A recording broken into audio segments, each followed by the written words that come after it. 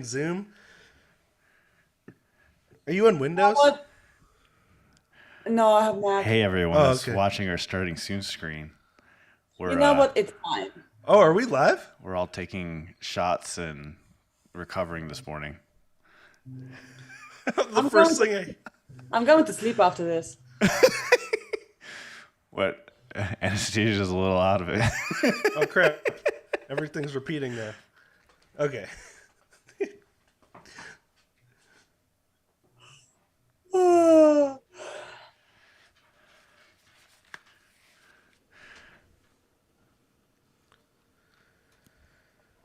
Now we're waiting for Champ. He's getting coffee.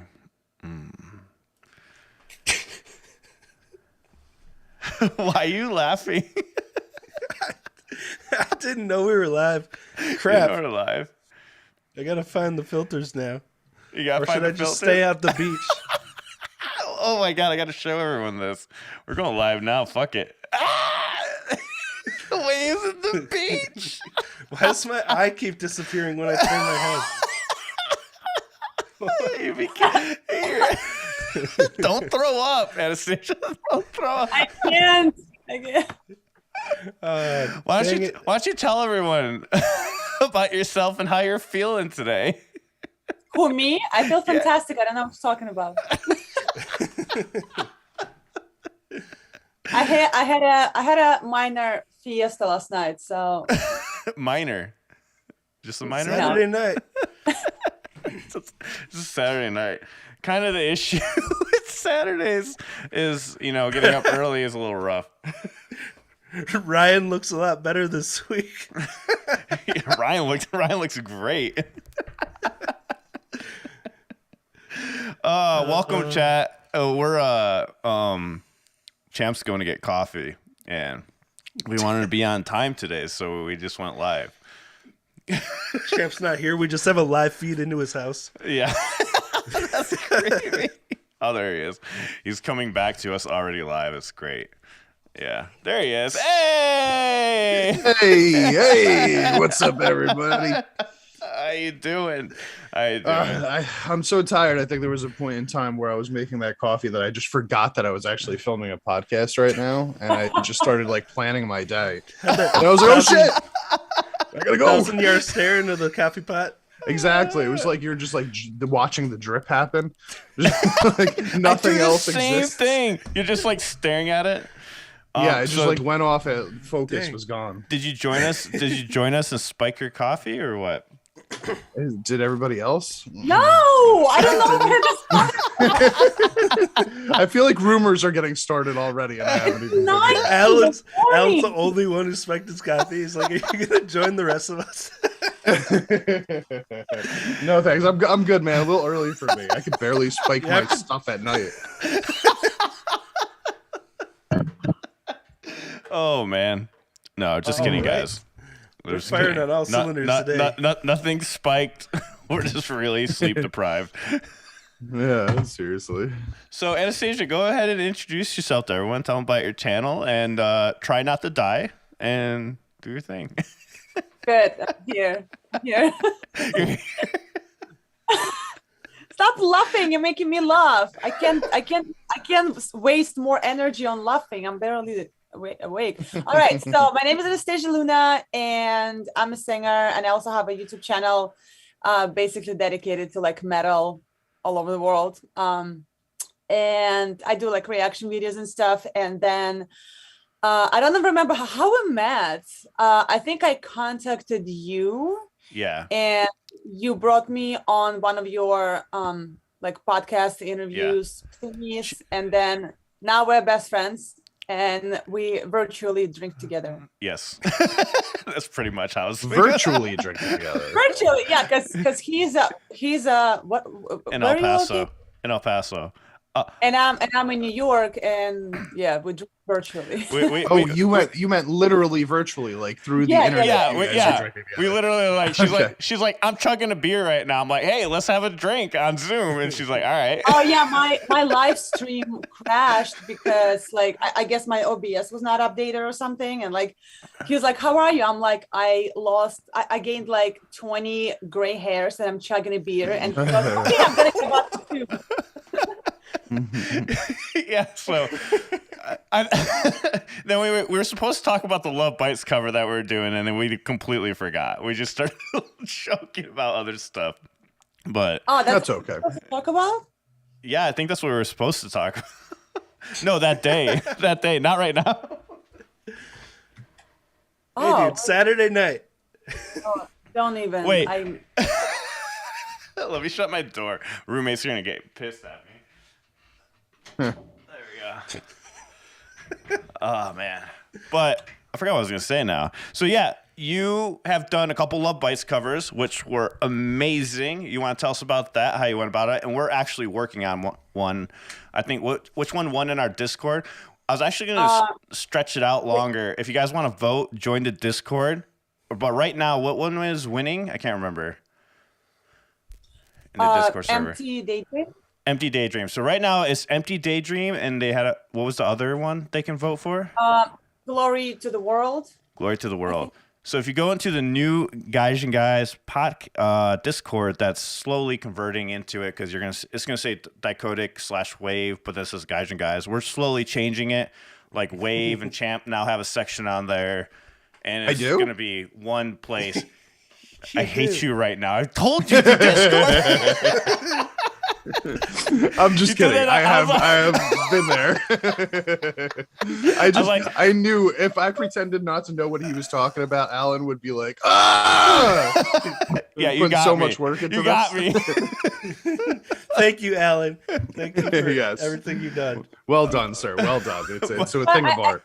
I think if people have different suggestions, I think they should drop their suggestions too. Yeah. You know, because when you ask me which one I want to do, those two songs were the first ones that like came to my mind. But I feel like if people have like the song that they want us to do, you know, go to the Lovebites section and just drop your suggestions if you do have any. Okay. But we already have the poll up for those two. But if I see a suggestion that like outranks those two, then we'll do that one.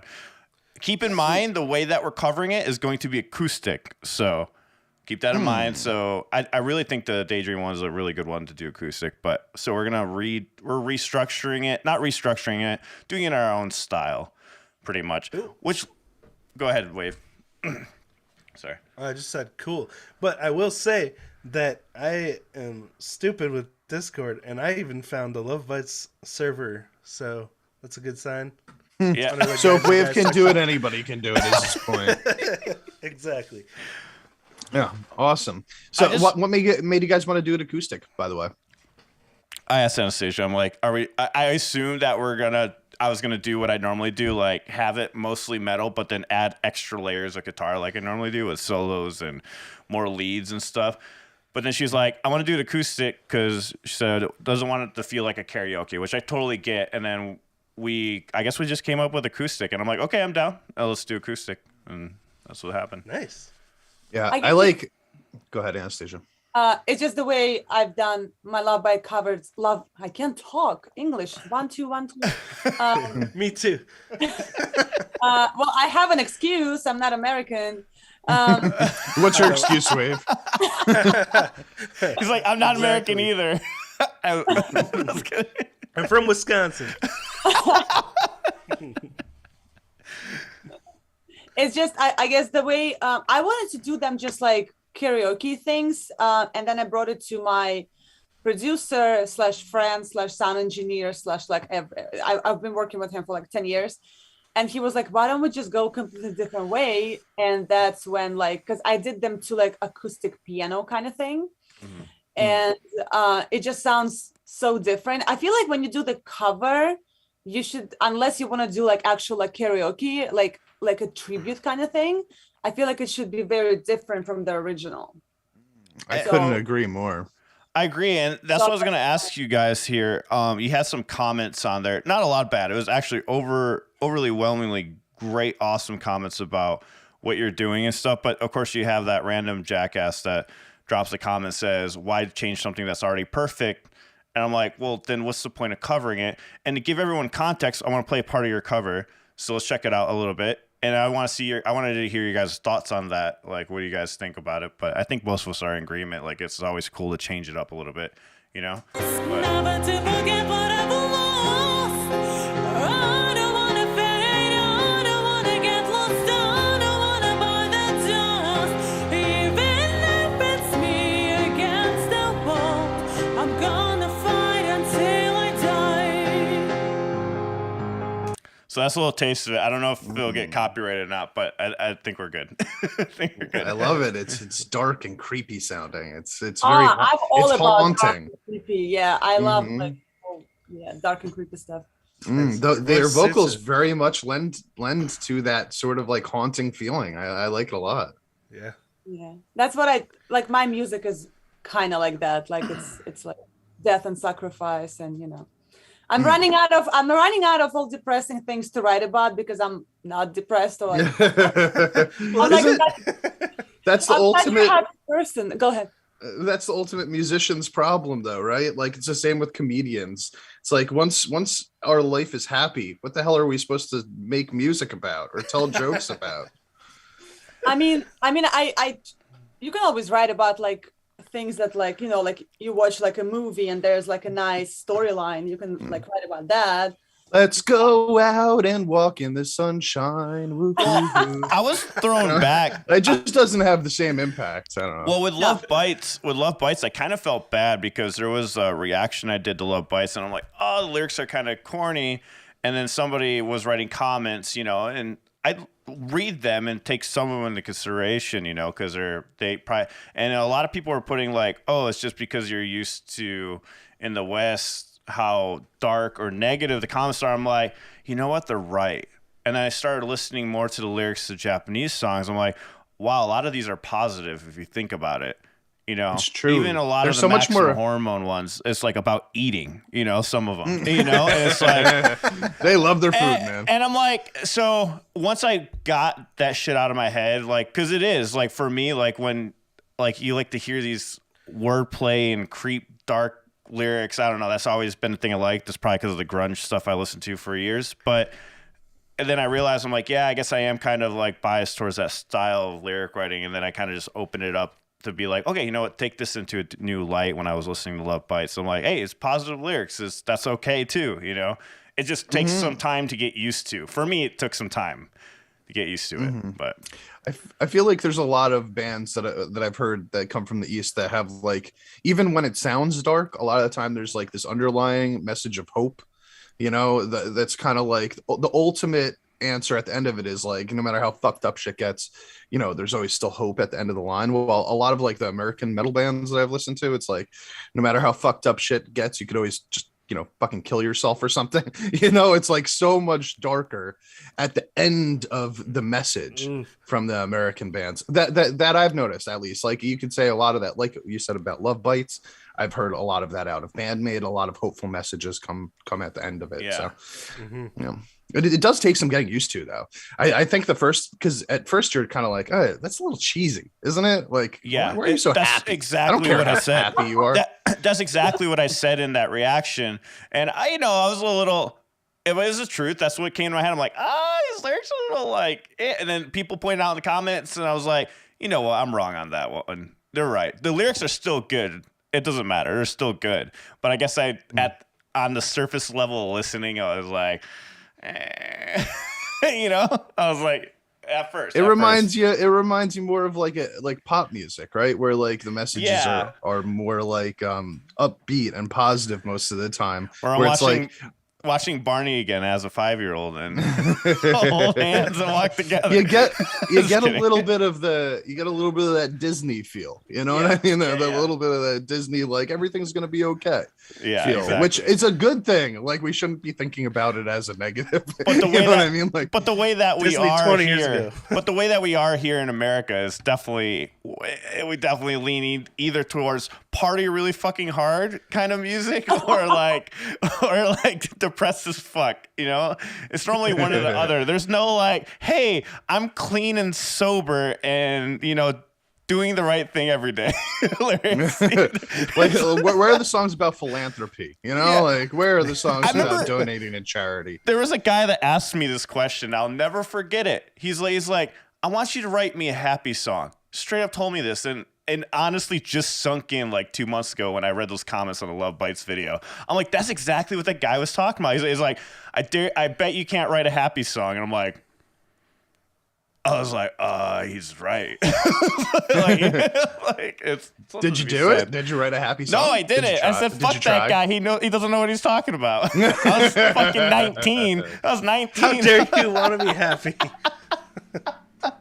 Dude, if you want to write a happy song, all you have to do is follow the Blink-182 pattern. That's it. Just the 4 chords. It's just got to go easy. But it's still depressing if you think about it. He's like, what's my age again? It's pretty, that's like some early onset dementia, Actually, oh, Jesus. I never thought about it in that way, but I will say that if you do actually listen to the lyrics, that song is a little bit depressing because it's about a guy that is clearly way too old to be acting the way that he is. And exactly. Life is starting to fuck him for it. So like, no, I'm saying like Blink, honestly, they do have some, like, I mean, you ever heard Adam's song? Like that's literally about killing yourself, so they have some depressing music also. Oh, I love that song. Definitely fun. It's a great song. It's a fantastic song. What a message. Mr. Ozio has a really cool comment here. He's like, what did he say? I brought it up. All right, living and working in Japan is way tougher than the West. That's why they're so upbeat. And maybe that's true. Like you go in the reverse of what you're going. But what I've noticed is whenever you mention about the work that you've done, there's certain countries that the people do go work. Like here in America, we don't get breaks and stuff like that. Like you're expected to keep on going and going and going. And I think Japan is like 3 times that, right? If I'm not wrong. I mean, I don't know for sure. I've never lived there, right? So I don't actually know. And I think that's from interesting. what I understand. Go ahead. Yeah, from what I understand, Japan is like the worst of the worst, like when it comes to, at least when it comes to like free societies, right? It's like the worst of the worst work structure wise. And then the opposite of that would be like Switzerland or like Finland or Sweden or whatever, where it's like they're only allowed to work 6 hours a day and with like a forced hour break in the middle of it or some shit like that, which is just absolutely nuts when you think about the fact that like an 8-hour day over here is the like minimum, like that's the minimum of what people do, right? Like most people work longer than 8 hours per day. So imagine what it would be like in Japan, where like the minimum is probably closer to 10-12 hours every day. And mental health over there, even though it's not that big over here, still not big enough over here, still over in Japan it's like nothing. Like they don't consider it anything at all. So like people that are breaking down mentally over there, they don't have a chance to reset really. So it's much more difficult in that aspect. And Anastasia, what do you think about the whole thing? About that? I actually heard something like that I don't know if it's true or not. I read it somewhere that the rate of suicides from overworking in Japan is so high. I don't know if it's true or not. That's what I heard. And but I don't think that in America we're like go. I don't think so, because like like I've been here for 17 years, but I come from a different world, and I think Americans are very relaxed actually. I think it depends on the state. Honestly, I really think it depends on where you are in America, because like here in El Paso, it's they're pretty relaxed. It's pretty relaxed. But then when I'm in Austin, it's you have to be working 15 hours. Even in New York City, I don't know. That's the same state, honestly. That's it's just the same state. Yeah, and there's just different cities, just a drastic differences. What you got to do. But you're right. You can have the option of being lazy if you that's true. Do it not right. even lazy. I feel like it's like more regulated. Like over here, when I came here and people were like, well, we work 8 hours, but that if you work like, let's say like corporate America, you work 8 hours, 7 hours, but the 8th hour is like paid lunch. There's no such a thing in Russia. You work 8 hours, and then the 9th hour is the lunch, and it's free. I mean, I guess I'm used to restaurant jobs then, I guess. Maybe that's what it is, because I've been in a restaurant business. I was like, so done with that. I worked 15 hours and not one break. It was like, we were like, oh, yeah, you get a lunch. But our lunch was you run to the back and you whiff down a burger in 5 minutes and you get back on the fucking line. Like, there's no... I think the restaurant, because I've been a bartender for like 11 years in the city. I literally just quit like couple of months ago and went with like my own thing. It's I always say it's like God's forsaken industry. It's not regulated. There's no health insurance. There are no sick days. You can be on your deathbed and they'll be like, well, they'll write you up for not showing up. Even the job I'm in now, you're not allowed to be sick. If I'm called in sick, I get written up and then I could get fired after the second sick day. At Spectrum, that's how it is. Like, it's for training only. After training, they get a little bit lenient, but it's 3 months of training that you got to be completely healthy. Nothing can happen.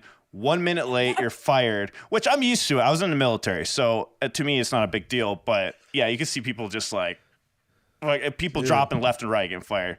But go ahead, Wade. In Wisconsin, restaurant owners don't have to pay minimum, or they don't have to pay servers or, staff that have the potential to be tipped minimum wage. Oh, that's the law. Yeah, the regular pay is like $2. I don't know. I know like Minnesota has to pay minimum wage. Wisconsin doesn't. So I don't know how it is in the states you guys worked in. It's the same. It started 10 years ago. I think it was. I mean, first of all, everybody was off the books like 10, 12 years ago. Then they started like cracking down on it. And I think it was like $3.25 at first. And then they were raising. And I think now it's $10 an hour. Wow. You want to hear something wild? Here in El Paso, the minimum wage is still $7.25. And then waitresses is $2.75. Oh my God. Unbelievable. How is that possible? $7? Who's living off $7? That's what I'm trying to tell you. Non-stop job where you have to interact with people. It really depends on where you are. Like that. And you know what's sad in El Paso?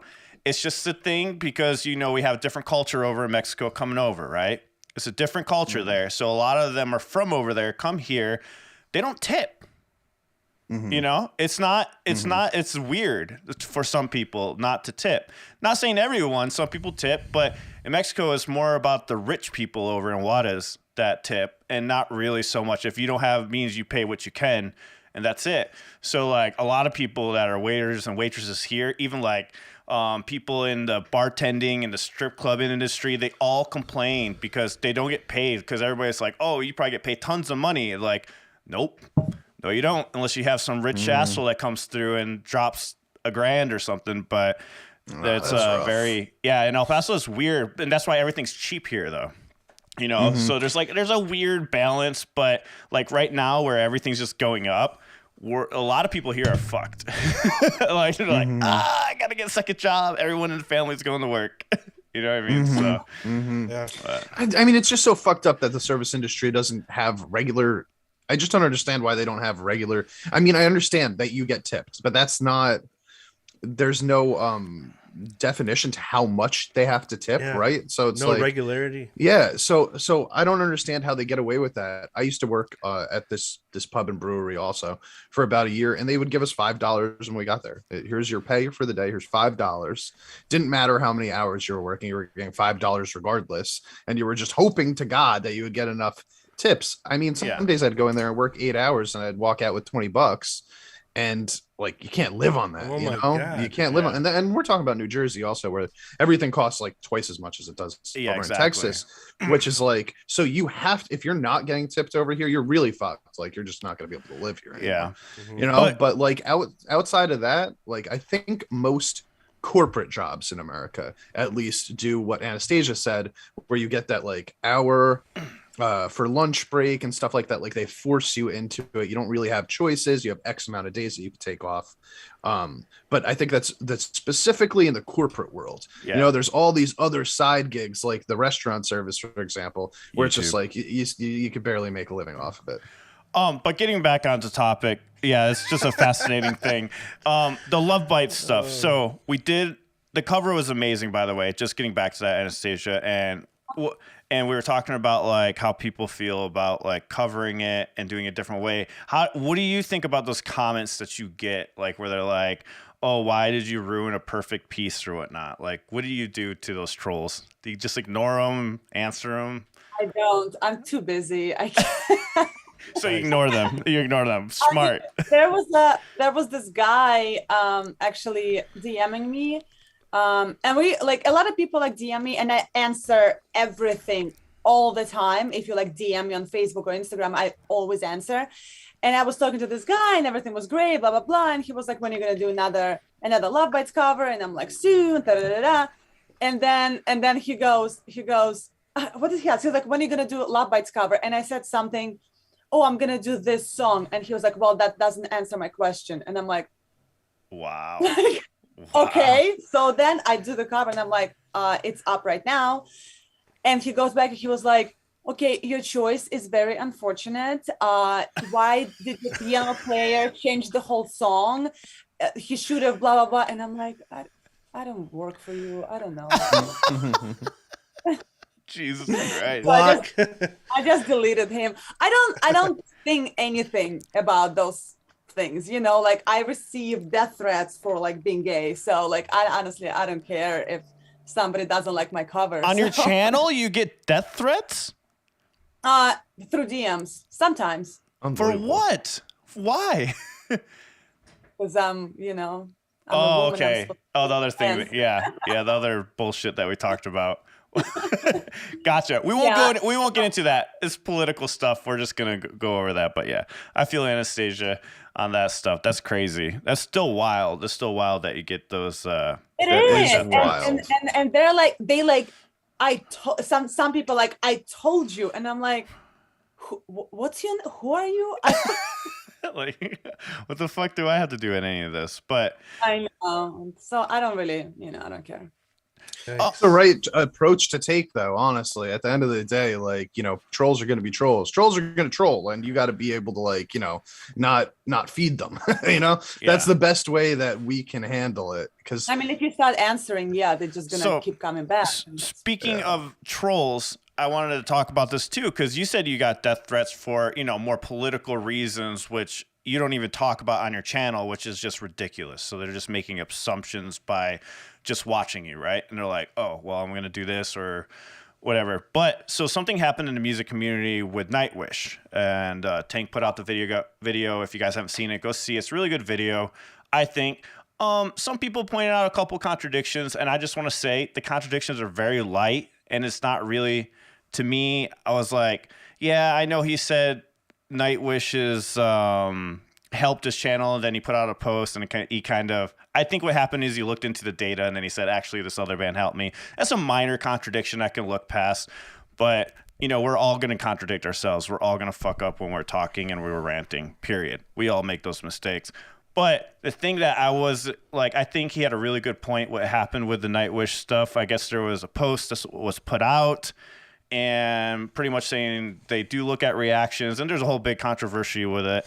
But the thing is, back to the death threats thing, is he's receiving death threats by Nightwish fans, and I don't want to see I want to hear your guys' take on that thing. We'll start with you, Wave. About that whole, I know you guys put the message in Discord. You guys can check it out on Take's channel. What? Well, death threats are always messed up, whether you disagree with someone or not. Why would you even put that out into the world? Like, what a stupid and cruel thing to do to someone. Especially someone that loves their music. Tank likes Nightwish, And I'll admit, like, there were certain things, I guess, with that video, I was kind of like, what's the point of this? He was just kind of upset that Nightwish seemed to be bragging, and then also not letting him keep the ad revenue from his reaction videos. So I was kind of like, this doesn't seem like it has a point, really. But you know, besides dividing the fan base, but anyway, like. Wait, could you clarify? What do you mean? Elaborate on that, because that's a really good point. Because what was the point behind it?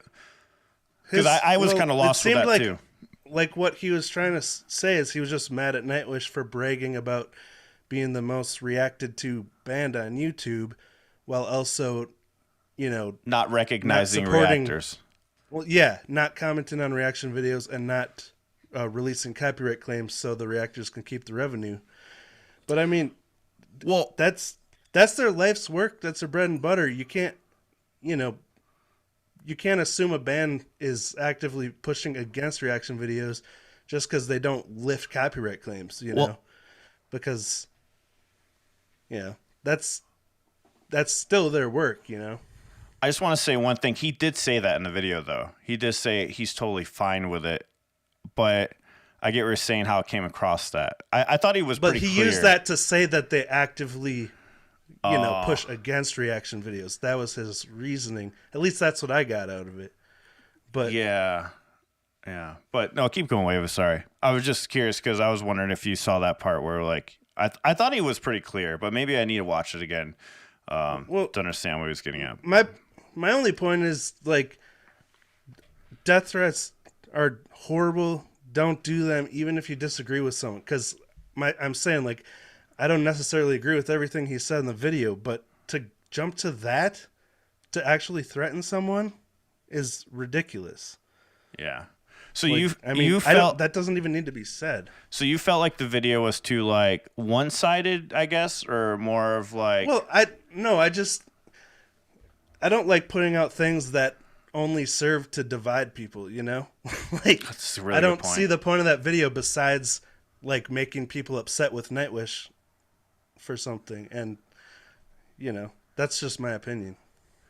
No, that's a good point. I could see, like, where people might, like, get mad at Nightwish now because of him putting out those things. And what was the point of putting it out? But maybe it was directed to only the Nightwish fans. I don't know. But, Champ, go ahead. What were you going to say? I wasn't going to say anything, but I will say things if you want me to. Oh, because you're pointing like this, so I thought you had something to say. I want to hear what everyone else thinks, because I've got some thoughts. So obviously, I mean, listen, death threats never okay. You said it. Like, there's really nothing else that we could say about that. Like, don't do it. Don't be an asshole. You know what I mean? Like, don't even write like KYS. You know what I mean? Like, there's just no need to go down that route. If you have an issue with somebody, either leave or tell them what the issue is. Don't tell them to kill themselves or hope that they die. Just to Jesus, people, just get a hold of yourselves. But anyway, when it comes to his video itself, like, the idea that he felt the need to say something makes me think that we were not seeing things that happened beforehand, you know, maybe direct messages or comments or something that kind of forced his hand a little bit. Like, he probably felt like he needed to. Tank's a pretty good dude. You know what I mean? I've watched a lot of his videos. He doesn't seem like he's got like that bone in his body that comes off as like petty or immature. I don't really take him as that kind of person. So I assume that we're missing some stuff that happened beforehand that led to this coming out in the first place. I agree. That being said, I do agree with Wave in the sense that it did come across a little bit like he was saying, you know, people or bands that are going to say, hey, look at how popular we are in this area, meaning the reaction area, who are also actively not supporting those people, but are promoting it. It does come off a little bit weird, you know, like, it comes off like on one end, they're saying like, hey, look at how popular, look at how awesome we are in this area. But the people that are helping us in this area, we are not gonna support them. You know, it's not like they said which, it's not like they're like, hey, this is how big we are in the reactor world, but they didn't say which reactors they watched. They didn't you know, promote anybody. They didn't, you know, so I can see I can see that going back and forth. But to play devil's advocate, I mean, this is the nature of the beast, and Tank knows that. Like, when you do reaction videos on YouTube, you should be going into this knowing you're going to be copyright claimed, because this is not your music.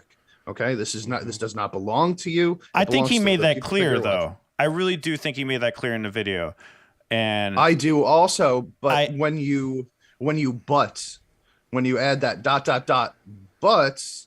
Yeah. Which is what he did with the reactor. You know, this is how big we are in the reactor world, and they're not supporting us. I think he was the ... but. I get what you're saying. I think he was honestly just debating out loud for everyone to hear both sides of the story. Because I do the same thing where like, oh, well, this is this, but I get why this, and I can kind of go with that also. That's what I got from it. I thought he was really trying to show both sides. And you could tell he had more to say, because after he was done, then he got the death threats, right, for even releasing that video. And he was just giving his honest thoughts. And like you said, he didn't even edit the video. He didn't plan it. He just went out there. And that's the thing with doing stuff live like that and without thinking it through. Because when you don't think it completely through and write it out, you're going to say some stupid shit. You know, not saying he says stupid shit. I'm not saying that. I'm just saying in general. You know, we always make those accidental contradictions by accident. And then you're like, oh, fuck, why did I say it like that? I meant to say it like this. Oh, I used the wrong word. So, you know, that comes along with it. Unfortunately, though, when you're out there giving your opinion on both sides, you know, some people are going to take it as that's what you really think 100% and that you're married to it. And I don't think Tank was married to any of the ideas he said. That was him just ranting, giving an idea, because I agree with Champ. Like, that guy is awesome, dude. He's helped me with my channel. So, of course, I might be a little biased on that. So I support him all the way. But, you know, so that's where I'm coming from. It felt a little bit like he was debating with himself to me. Yes, like exactly, right? He was bringing up the other sides, and he was saying, okay, so this is what this side would think. But he was putting it on himself. It was all on himself. So it comes across as he's contradicting himself, when in reality, it's more like he's the only person there, and therefore he has to bring up both sides and then kind of put them against each other in competition. I felt like I was watching it almost like a snippet of a therapy session, you know? like, oh, let me talk this out real quick, you know? Every once in a while. That's cool. It's real though. That's him. That's authentic, you know? Like, okay. I feel like every once in a while, metal guys get together and have therapy sessions with each other. It's just something that we do. Got to. Anastasia, what do you think about the whole thing? Because I know you said you watched the video and then you and I were talking about it while we were drinking. But what do you think? I know you have some thoughts on it. So I have a lot of thoughts. Go ahead. Well, first of all, I do believe he does come across as I don't think he would just do something like out of the blue just because he got pissy, you know? Like, I really do think that there's something more than that has been going on. Like he doesn't come across as like this like petty dude, whatever. No, you know? Not at all. And he has a massive channel, has a great following. Like, I don't think he would just come out and be like, let me just make this video. Like, I feel like it was like thought through. And I think even though it was a rant, it was in like a spur of a moment, I feel like he's been thinking about this for a while. So I'm not even gonna dignify death threats with my answer, because this is just not okay either way. And as far as like copyrights and YouTube and blah blah blah, so I don't consider myself a YouTuber, you know. It just kind of fell on my lap. I'm a musician first and foremost, and I started my YouTube, and then it just kind of like took the life of its own. But like, I still think as a musician, not a YouTuber.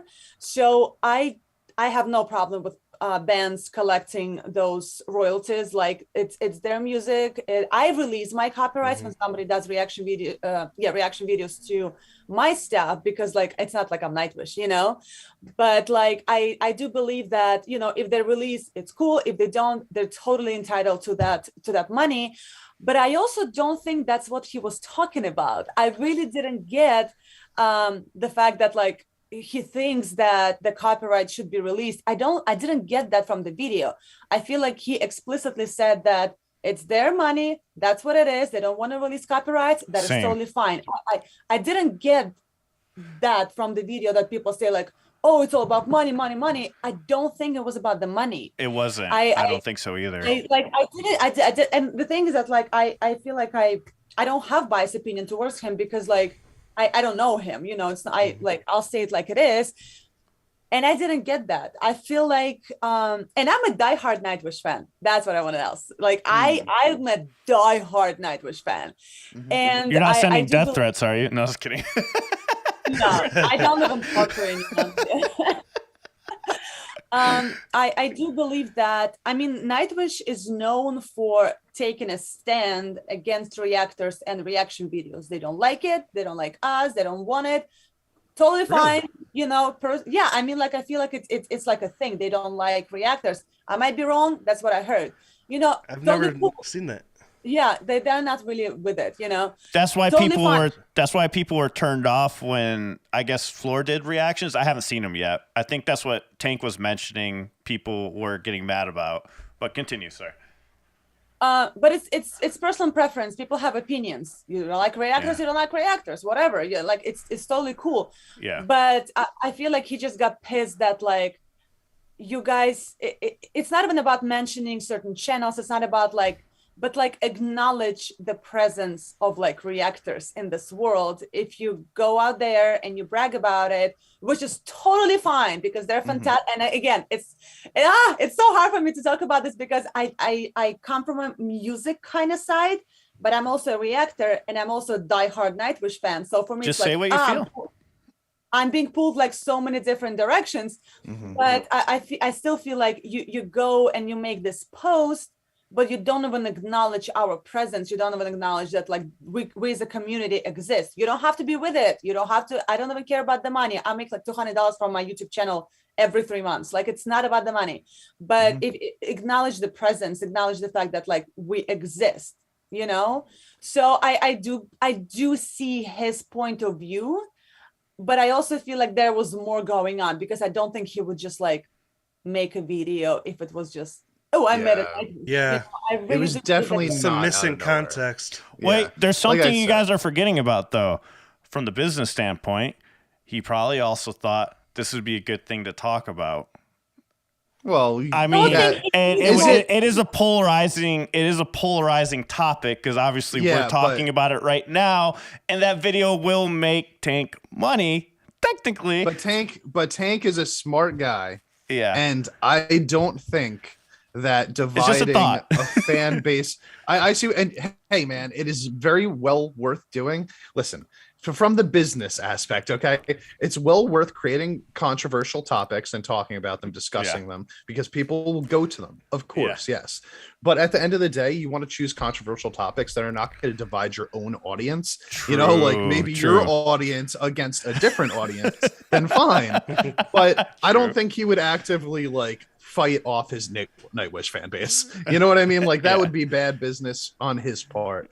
I think at the end of the day, we didn't even bring up what I think this whole video was actually about, which was that he felt like Nightwish, there was a big part of this that was like that Nightwish fans were saying they built his community, and he was saying that like, you know, Nightwish helped build his community, but his community would exist without the Nightwish fans also. And I think that was like his biggest point. He was like, listen, I appreciate your supports, but you can't tell me that my channel would be non-existent or it would be nothing if I didn't do Nightwish. They didn't build my channel for me. They were a cog in the building process of my channel.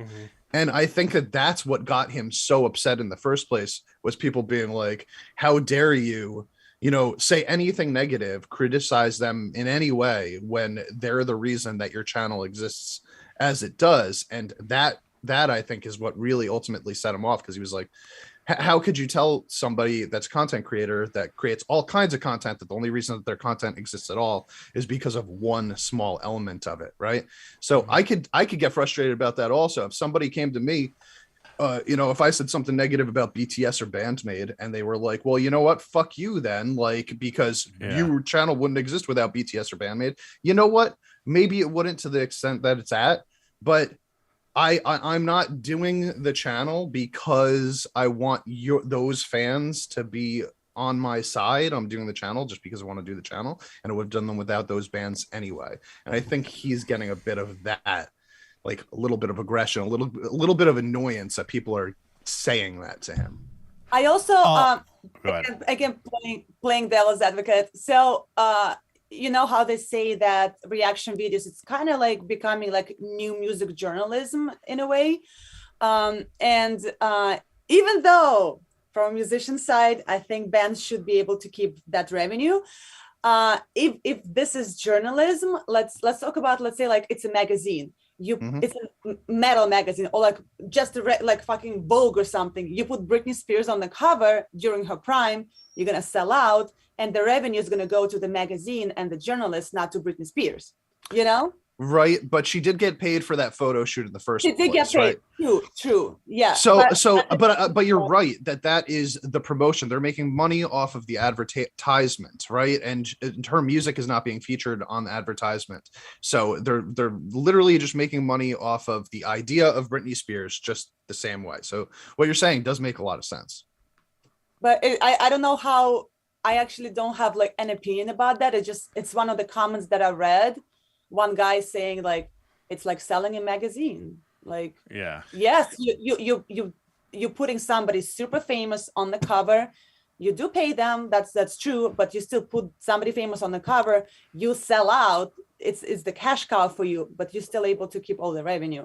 But I don't have an opinion about that. It's just my thing with that is, with reaction videos, you are playing the song, the actual music, and it can serve as a replacement for the actual thing, which is taking views away from the original video in some cases, you know, so them being able to keep the revenue when you're playing their actual production rather than just showing like a picture or something is a little different.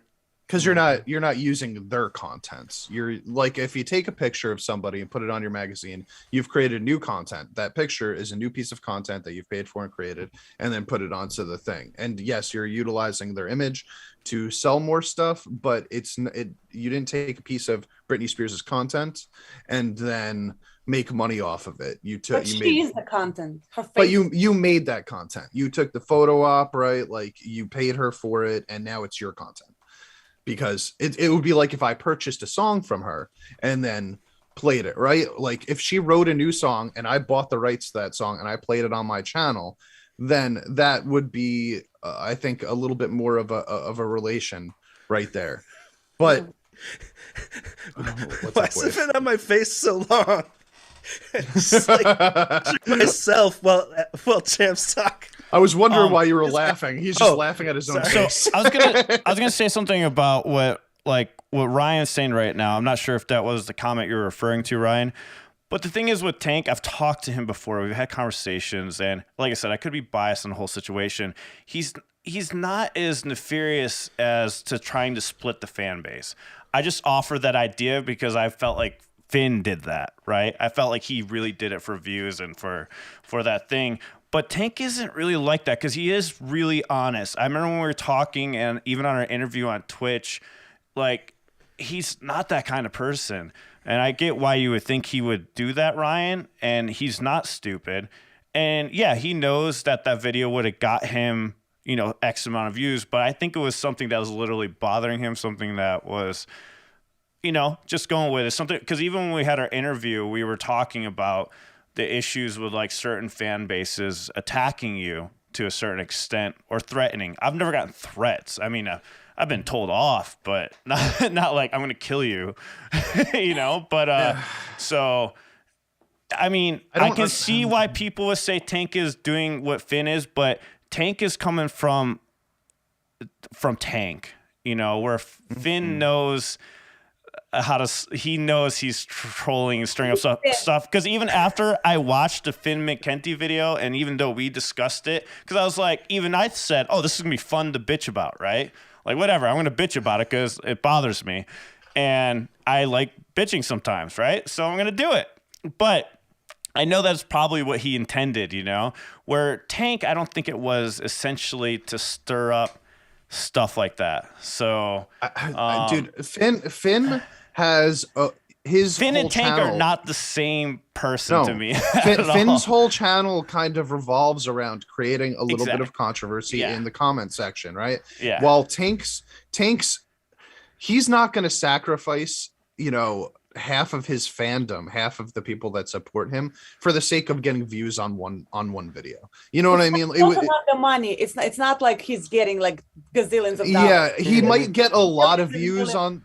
He might get a lot of views on this one video, but then what's that going to say about the next Nightwish video he does? It's not going to, you know what I mean? Like, why would he do that to his own channel? It doesn't make any sense. If you want to tell the truth, you tell the truth. As reactors, we should always be telling the truth. But you don't have to actively go out of your way to try to divide your fan base in order to tell the truth. And he knows that, which is why I don't think that that's what he was doing. I think he legitimately just had a grievance that he had to get off of his chest. Yeah. I don't want to come across as, I wasn't trying to be hard on him at all. I was just trying no, we're not saying you are. This is a great conversation, guys. And it's okay that we disagree. If you guys think Tank's doing it for making money, he might be. I might be fooled. Like I said, I'm biased. I've had hour conversations with him when we were starting channels, so I have a whole different perspective because I'm not like best friends with him, but we're like friends. Hey, how's a fam, that kind of stuff. So yeah, I'm gonna be a little bit more defensive for sure. So I'm a little biased, and that's why I'm saying I'm biased. But I'm not mad at anybody for thinking, oh, he's doing it for money, because essentially we're all doing this for money. I don't think the argument, though. You know what I mean? I don't think the argument. I'm just reading what's going on in the comments. No, that's not what I was saying at all. Is that he's doing it for money? It felt like he was using the fact that they wouldn't release the copyright claim as evidence that they didn't support reactions. I didn't know that it was well known that Nightwish didn't support reactions already. Oh, okay. So I thought he was using that as evidence to say that Nightwish didn't support. But he mentions that in the video, though. He does mention that Nightwish hasn't been a fan of reactions. But it wouldn't even if that were the case, I don't think it would be about the money like it would be about the point of pride, right? Like just that, how dare you brag about how popular you are in this area and not support the people that are making you popular in this area, right? Like it's not about getting that income, though I understand why he brought that up. Because of that exact point of pride. The point of pride is linked to the financial income, right? But I think he cares more about just how it's viewed. No, and Tank did something to make sure that he can find. He has a family, right? You got to support your family. We'll all have to make some kind of money at some point, right? And it depends on how you take that route. Finn takes a route that I'm not really okay with, where Tank, I think there's a little bit more of a different approach to that. And his new thing that he does now is he only does reactions where they do release it, so that becomes suspect, right? Because so he makes sure he only does reactions where he does know he's going to make some money off of it. But he's at this point in time. He is at a point in time where he has a lot of exposure. He has a lot of people coming to his channel. So now he can equally benefit new upcoming bands as new upcoming bands will also benefit him, and he did build, and a lot, I hear the argument too, where hey, he did build the fan base off of Nightwish and Eskimo Callboy. I mean, that was his biggest bands when he first started out. It blew him up because we started at the same time, and I remember he was saying he did those, and it just he went really blew up crazy. But anyways, it's a good debate to have, Yeah. Nobody's hating anybody here, okay, Anastasia, guys? I feel like we keep cutting Anastasia off. Did you have something to say? Go ahead, Anastasia. My bad. I'm half delirious either way, so. But no, what's your thoughts? Go ahead. I just remembered one thing that he said. They also quoted him in their post. They literally took his words and put it in their post. And then he's like, besides the fact that you guys don't support us, you don't acknowledge us, you're taking my exact words and you're quoting me, and you're not even acknowledging that I exist. I forgot about that part. That's another thing that's happened. So that does add another little wrinkle to it, I think. I mean, there's it's very interesting. It sounds to me, honestly, that Nightwish could just be a little cooler about this. I understand why Tank is getting agitated. maybe he could have like he didn't, like Wave said, he didn't necessarily have to make this video, which would create division or whatever. But at the end of the day, it does seem like Nightwish has been a little more difficult about the reactions than most other people. And if you are going to be avidly against them, then you should not promote your success for it. Well, I do agree. Actual reactor. Yeah. I mean, like one of the guys that's making you that popular in that area, you're going to quote him, but you're not going to show support to him. That's a little bit of an issue to me. But I still think at the end of the day, it's kind of like we know what we're getting into when we get into this. We know that we're not going to be making any money. I don't ever expect any of the bands that I react to acknowledge me. I am doing a different part. How many bands acknowledge, like music journalists that write an article in a magazine for them? Good point. I don't know how commonly that's brought up either, and like we were saying before, the difference between us and what happens in a magazine or something like that is that we actively use their content, which brings people in. We know that that's bringing people in. If we put up a video that says review instead of reaction, it'll probably get less views because they know that we're going to be talking about it rather than listening to it, and that means they don't get to hear it at that moment, and then they're forced to go over and listen to it from a more valid source, right? So it's a worthy debate. It's very interesting. I think that we as people on YouTube that are, reviewers, reactors, journalists, whatever you want to refer to us as, we have to acknowledge that if we're going to use somebody else's content material, we're not going to make any money off of it, and we're probably not going to get any support from it. Ryan put it perfect. Ryan put it perfect. He said, you have to figure out how to make money from it. You're not going to make it off of them. Mm-hmm. How can you make money, and how do we do it? Exactly. Patreon, right? So I think that's a good point to bring up, figuring out how to do it. And Ryan said that in our chat, speaking and of I which, thought it was a good point. I would love to revisit this when Ryan is here, and so he doesn't have to be, speaking his view through the chat. Yeah, so we can actually have a conversation with him. So we'll talk about it next Sunday too. Yeah, I think we'll talk about this all the time. I think we'll talk about this every fucking week, man. Because at the end of the day, that's what happens. We talk about this shit every week because it really does. Oh. It's a different world than I think most other worlds out there, and a lot of interesting things happen on just on YouTube, but also in the scene that we're in, and especially when we start talking to each other about it, and we are able to see all the differences and how things work. The thing I love about us right here, right now, talking about this and the chat and the community, if we disagree, for the most part, this community is really awesome. We still stick together anyways. Yeah. So that's what's cool about the whole thing. That. It's okay. Don't have the same thing. And that's where I think a small change that needs to happen in the world in general is to be just okay with disagreeing and moving on, and if you can change someone's mind and go from there. So go ahead. Who are you guys talking about? That other reactor or whatever who is like controversial or something? We were talking about it on Friday. But you remember I was telling you Finn McKenty says everybody was fetishizing about Japanese people. Oh, that conversation we had. Yeah. So yeah, you only watch bands because you fetishize them. Yeah. Oh my god. I briefed her on a little bit. But yeah, that's. I mean, I have to be honest. I do fantasize about Midori a lot. But who doesn't? It's not just because she's Japanese. let me cheer the mood. I got something really cute. We're gonna bring everyone back to the happy place. Okay, we have a nice, beautiful, cute post from Lisa and her dog. Just take a moment. Lisa always brings the world together in a happy place. How can you not look at this and not smile? Like, she's so tiny that even her tiny dog looks like it's about the same size as her. I prepared this specifically because I knew this conversation was going to get deep. I was like, this is going to be perfect for right after this conversation. We need pictures of Lisa. Ryan. Oh, man. Are we going to take a quick break anytime soon? No, we stopped taking breaks. Way too much coffee and water way too fast. All right, go ahead and take a break. While you're taking a break, Wave, Anastasia, go ahead and tell us a little bit more about your original music, what you're doing while we're all getting coffee. Tell everyone about what you're doing, what projects you got going on, and all that stuff. So I'm classically trained. I studied opera in Russia for like 11 years. So my voice naturally kind of falls into symphonic metal kind of category of music. I feel like I can sing anything and it will sound like symphonic metal.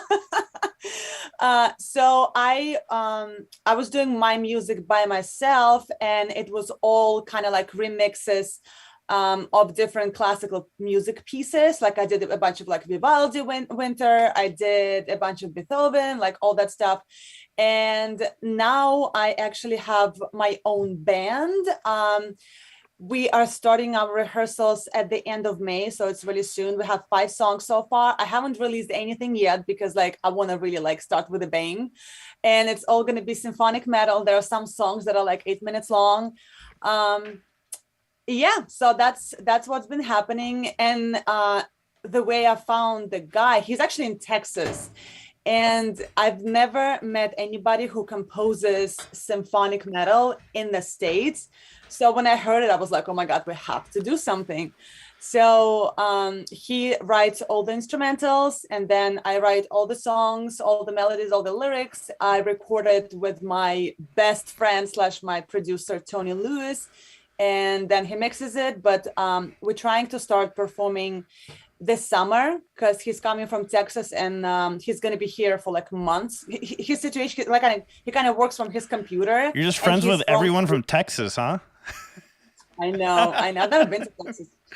So that's what's happening. We're going to do a bunch of music videos, and hopefully this summer is going to be really, really busy band-wise, because I sung in bands before, but not like my band.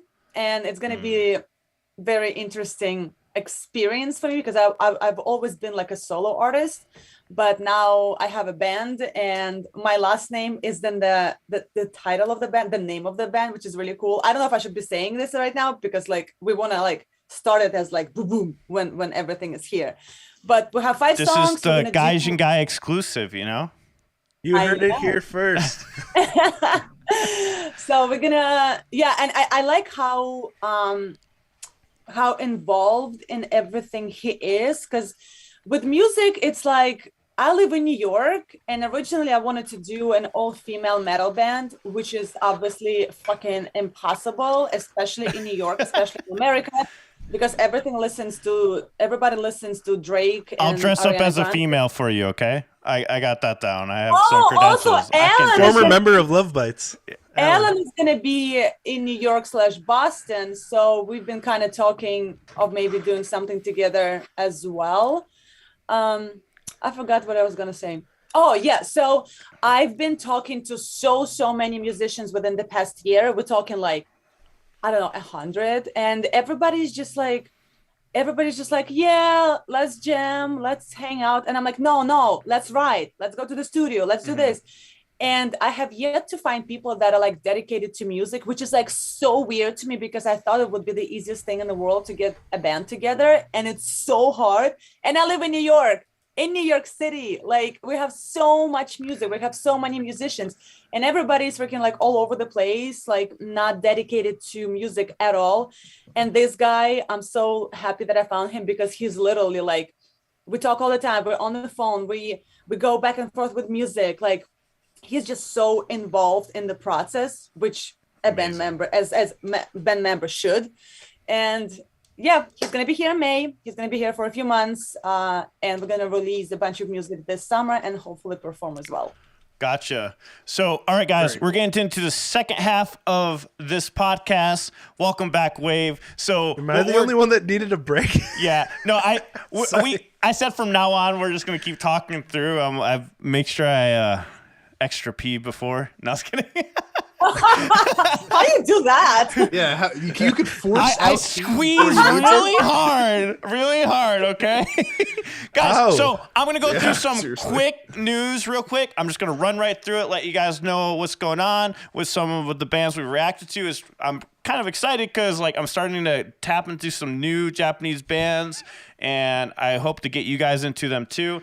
So as you guys know, there's this band I reacted to. I think Miku. It's that whole Vocaloid thing. Yeah, Vocaloid. So it came up again in the news. It's kind of fitting. So I've reacted to Utsp, and I actually like them for the most part. They have some Vocaloid also with real instruments, pretty heavy metal, but this was pretty cool. So get stoked for the free live stream that they have going on in 2022 with Utsp, and I've done a couple reactions to them. And of course, the Miku thing kind of like depressed me that day, but you know, I got over it, guys. I got over it. They have metal, you said, in Utsp? Yes. Utsp has metal, and it's with Vocaloid, and it's pretty cool. So this is going to be like a Hatsune Miku Vocaloid performance with metal behind it. Possibly. That'd be pretty sick, actually. I'd watch that. It's free. What the hell? Why not? Yeah, it's free live stream, guys. I'm gonna be there. Hope to see you guys all there in the chat with me. It'll be a good time. You know, checking it out. You know, mine as well. Like I said, I don't understand it, but it's time to understand it. You know? Yeah, we got to try at some point. Yeah, right? Don't let the robots get you down, Alan. Yeah, don't let the robots get you down. Make them We're all on lift the you same up. team. We're all on the same team.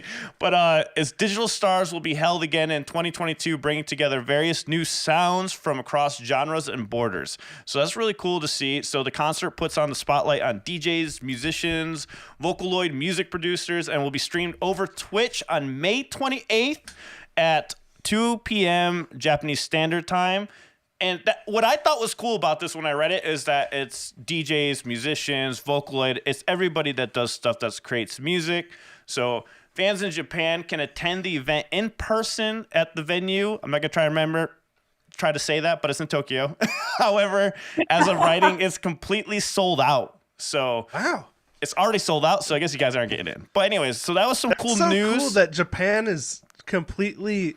Like, it's just normal for them to mix different genres of music together like that. I was just about to bring that up. Like, but you see how they bring people together, though? That's what I love about it. Like, from all different genres, they're like, hey, let's get together and just, you know, let's talk music or, like, play music together. Cool. Yeah. Well, it really does. I'm just wondering, like, you know, like, if they tried to do that over here in New Jersey and they said, hey, here's a concert where we're going to be covering, like, 8 different genres of music throughout the course of the concert. I don't know how many people would actually be interested in it. People are so set and specific in like their ways nowadays with it, or at least by me, like the music that they listen to. It's like, no, I listen to this music and this music alone. It's okay, man. Just send them death threats and they'll stop. No, I was kidding. I'm kidding. Just kidding. Don't even. Don't isolate that clip. But I guess don't isolate them, champ. At the end of the day, I guess we could fetishize any genre of music, though, so it makes sense. I mean, I try to fetishize everything. You know, I think it's the way to live. You know, I don't have to try, man. It just happens. It just happens. So. It's pretty cool. So I didn't realize this. So it's a fan favorite producer from Utsp. He's participating. And like I said, it's a really cool band. Like, I got into it, man. It was pretty cool. I watched a live performance of the Vocaloid on the channel, and it was pretty cool. Like I said, it's just got to get used to it, you know? Used to something else. With the hologram? It's a new thing. No, it's people. Like, he would sing into this thing, and then they Vocaloid his voice, like, completely out. Like, and it would be like vocoded the Vocaloid? But it's like passcode, but on an extreme. Like, there's backup vocals Vocaloided. Or is that a word? Vocaloided? They Vocaloided the backup vocals. I don't know. Like the way a vocoder works, kind of? How it that's what it is, really. As a sample? But it's really, I don't really understand the purpose of it then. If you have a vocalist, because he's not really singing. Why are you creating fake vocals? He's not He's really just singing. creating the mouth shapes. Here's the preview, guys. Okay. Let's go ahead and check out the preview to it. I'm still confused because the pitch and the actual sound is controlled by the software. Yeah, exactly. So then why hire a vocalist? Why not just have like any rando just talk on stage? Because you got to be entertaining, champ. You can't just go up there. So it's for the visual aesthetic. It's for tone deaf singers. Yeah, exactly. Tone deaf singers want to do music too. That's me. But here we go.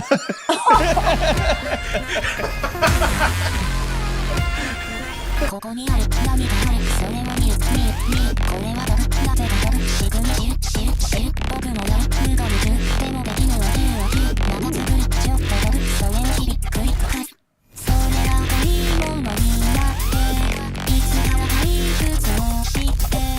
is pretty good. I really like the sounds. Those grubby bass synths that you'd hear in dubstep. Yeah, I was gonna say it sounds a bit dubsteppy to me. Yeah. I do enjoy though that it sounds like it's like on a weird timing signature, but really it's just like 1, 2, 3, 4. Yeah, you know what I mean? Because the way that the drums come in and where they're hitting the actual like main notes of the song. Yeah, like it feels like the time signature's all fucked up, but it's just 1, 2, 3, 4. What I call that, Champ, is like because when we count music like 1E and a 2E and they're hitting it on the E and the us. Syncopation. So yeah, the syncopation of it in the 4/4. So it makes you feel like it's some crazy ass timing. Forced perspective in music. We'll preview just a little bit more just because, don't want to get this blocked, but did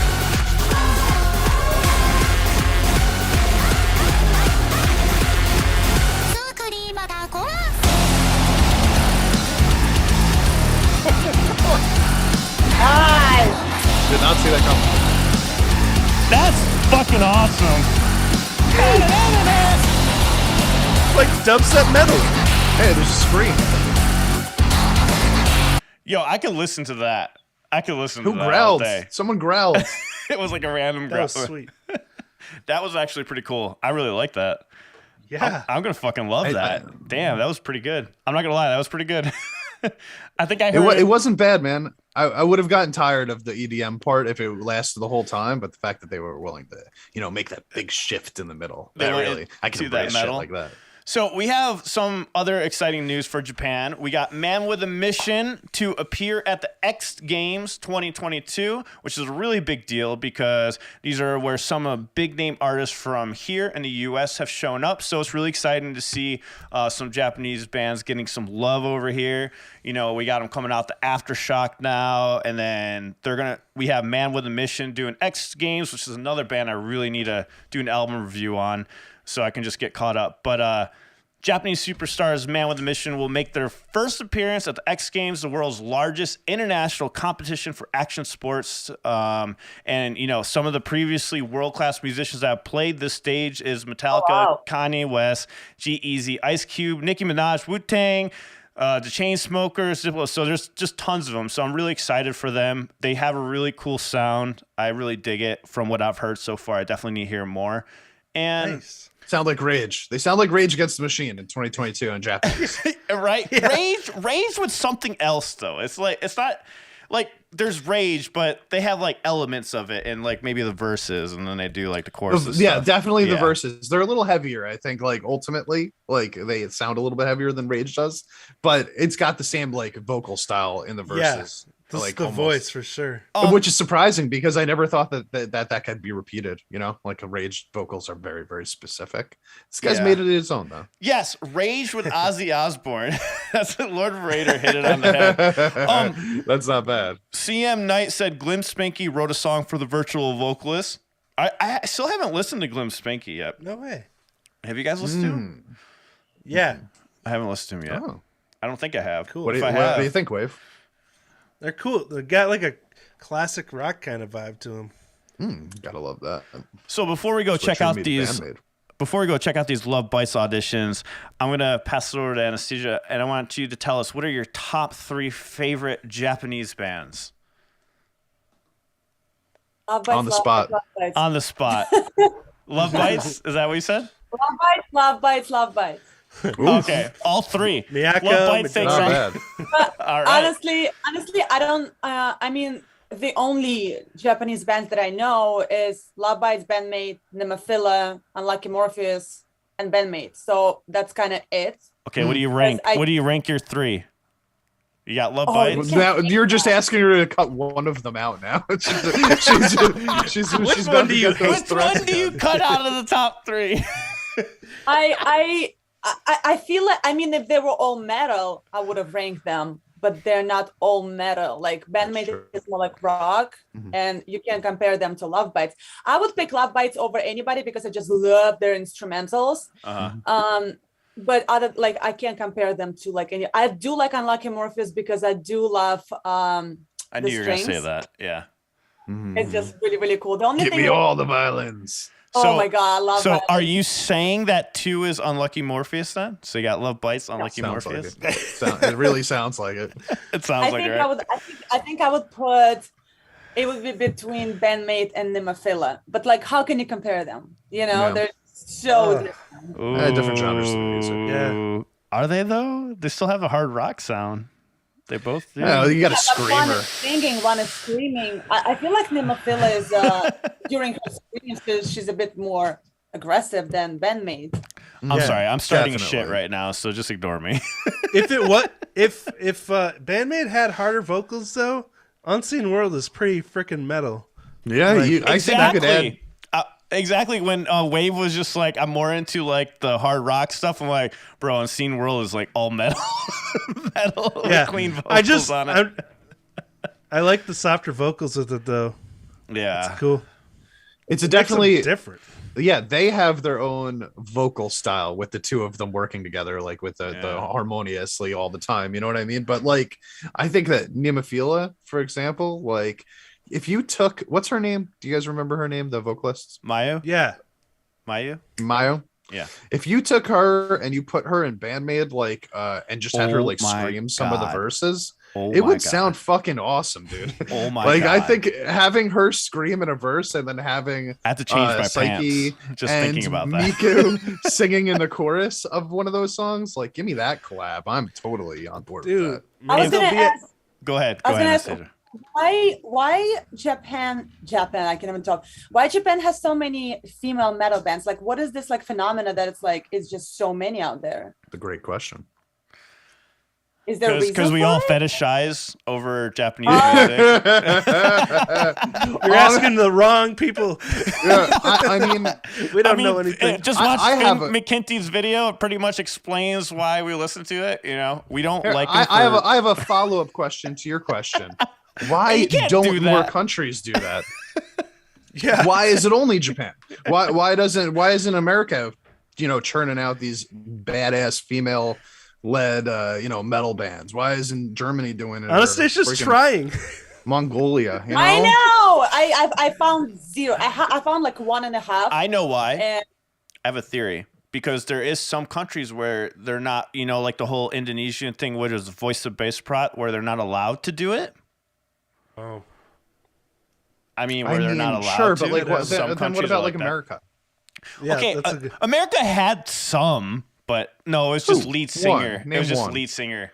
I only can think of can't Distillers. Name one. I got Distillers. There's one all female punk. Oh yeah, Distillers is one. You got me there. I haven't heard Distillers, but then it turned into just one female later on. But it started off as an all female punk band, and they were amazing. I thought I love watching them live. But anyways, go ahead, Anastasia. What were you saying? I have yet to see amazing punk. Like punk is just it doesn't mix with me. I feel like 95%. Okay, 95% of punk music is made by people that woke up and were like, "Well, I'm hungover and I'm bored. Let me just do music." I got you. I will show you good punk. I got good punk bands for you, like Suicidal Tendencies. Amazing punk band, even though I guess you could consider them not fully punk, but they were punk. But anyways, I have some punk bands for you. I'll show you. I think I could bring out some ska music that would legitimately make you be like, oh, this is really well written music too. Really good ska is hard to find though. Sometimes. You get some Catch-22 in there. Yeah. There's Less Than Jake. There's some options out there. Sweet. Yeah, but man. you guys ready? You guys ready to rate some Lovebites auditions? Wait, can I say one thing in passing real quick? Yes. I wanted to give a shout out. It was brought up in the comments before. I'm sorry I missed your name, but Dreamcatcher, one of my favorite bands from Korea, who also does Japanese music.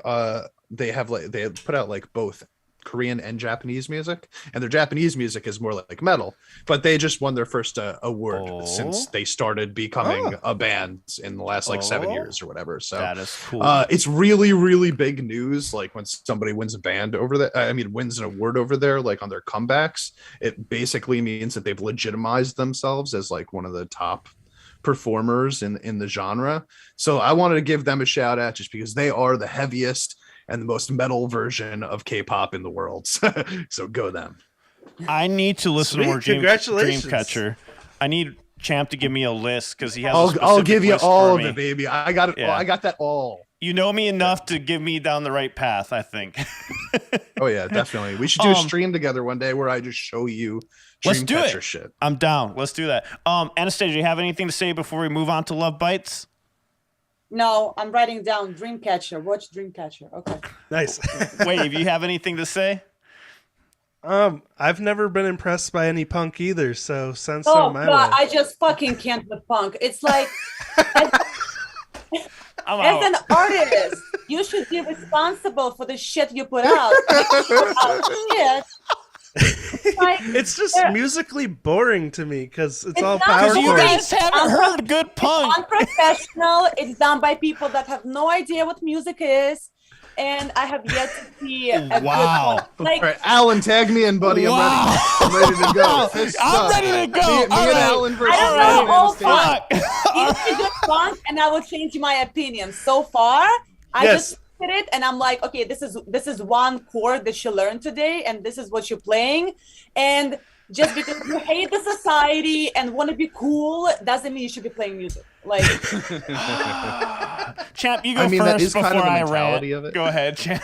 You rant Listen, first. there's I'll rant second. honestly no way for me to fight against what she's saying because it's true for the most part. I mean, is. that's what punk is built on, right? Like Andy was really much more about the And a lot of them are culture. actually really well-trained musicians, like Billy Yes. Joel from Green Day. but He they didn't actually- necessarily I mean- show it in the music. You know what I mean? No, but no, it's but about I will the say attitude. Three note It's about guitar the solo. attitude. I could pull out some songs. I could pull out some songs. I could say like No FX doing The Decline is a quality ass song. It's 100% punk.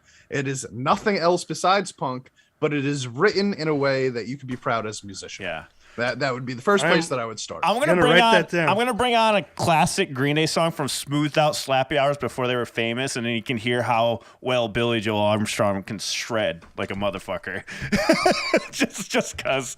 But Is that true? I didn't know. yeah, he he used to play all the solos. They had a second guitarist. He would play all the leads and stuff. Green Day had solos. Yes. Oh, in the early 90s? Yeah, and then their one album, well, I can't remember the name of it, when they started going a little bit way mainstream, all those leads he wrote, he just had a second guitarist play it on there, you know, which had a lot more It's leads like and stuff it's like like that. Megadeth.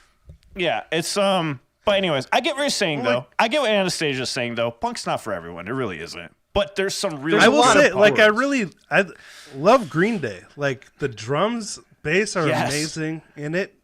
It's like Blink-182 where the drums well, are that's punk just too. way like above everything else. Well, At punk least what I've bands heard. need a good drummer. No, listen. When Green Day first started out, their drummer was okay. And then when they brought in Trey Cool, that's when they blew up. Because he transcended the whole band. Because Billy had it down. Like, I remember watching him, like, just the way he did it, and his lyrics were so clever. Like, for me, like, old Green Day songs, those lyrics were very clever. Like, I've never heard of anyone able to write an interesting song about being lazy. Like, the way he could. Like, Longview. yeah, like, that. how? It's really, really well done. I agree. It's like the lyrical, like, man, I never thought of this many creative ways to say that I'm lazy and I don't want to do nothing. You know, More like, creative than Bruno Mars. yes, more creative than Bruno Mars. yeah. That's what that was was that NoFX song? straightforward. That was The straightforward. Decline. But The if you Decline. listen, All if right. you listen to Green Day's like Longview or even any other songs, like he just perfected the creativity of how to explain being lazy in multiple ways, you know. And yeah, way better than Bruno Mars. I'm gonna play devil's advocate here for a second because I'm on your side where like I think punk is better than these two jabronis think it is. But Brodies. I will say this though. I don't, and this might be an unpopular opinion. Good lyrics in a song, like I don't think actually make a band any better. Like even if the lyrics are good in like almost every song, because I feel like you could write poetry if that's the case. You still need. I agree too, but the music backed him up perfectly. Like and like even for the sound that they were going for sure. Imagine if they were different lyrics though, like on what was it, Paradise or Longview. Imagine if it was different music behind those lyrics. It wouldn't be the same.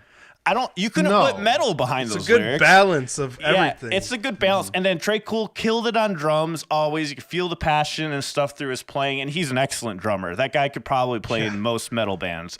But, I mean, it's just, I don't know. I don't know. I think what won over Green Day with the drummer was Anastasia, look what you started. What was that, Champ?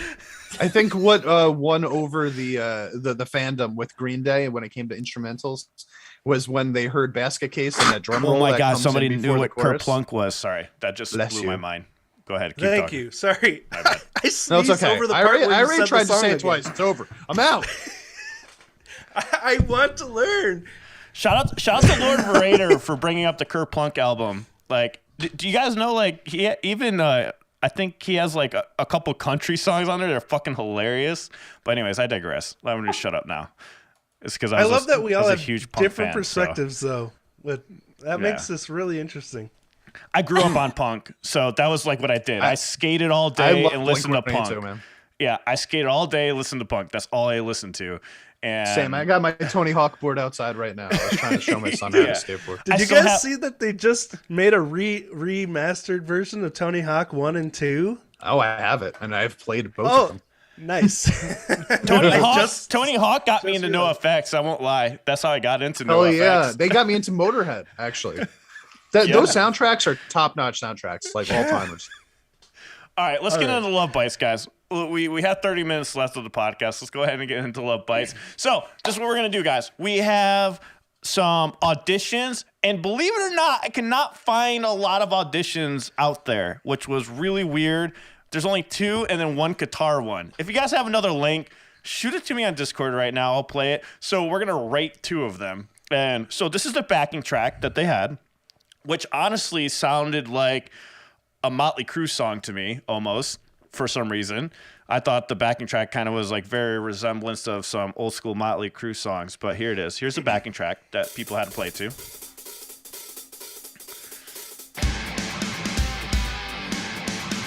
Doesn't that tone sound Motley Crue-ish, like all the way? So much. You nailed that.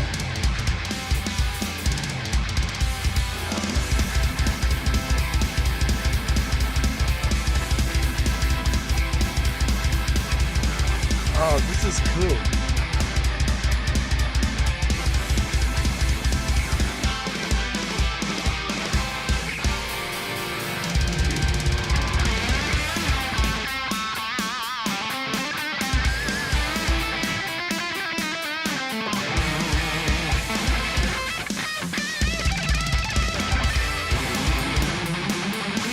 Even this.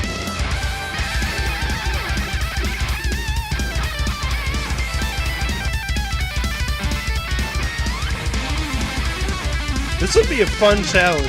Even the solo is Motley Crue-ish.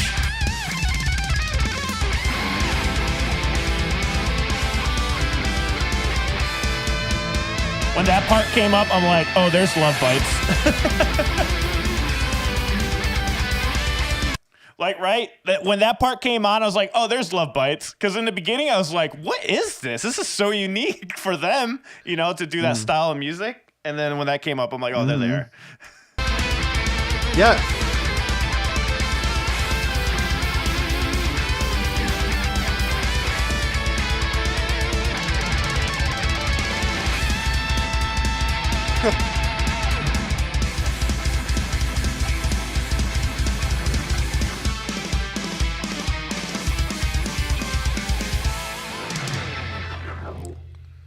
Dang. Cool. I like the transitions a lot.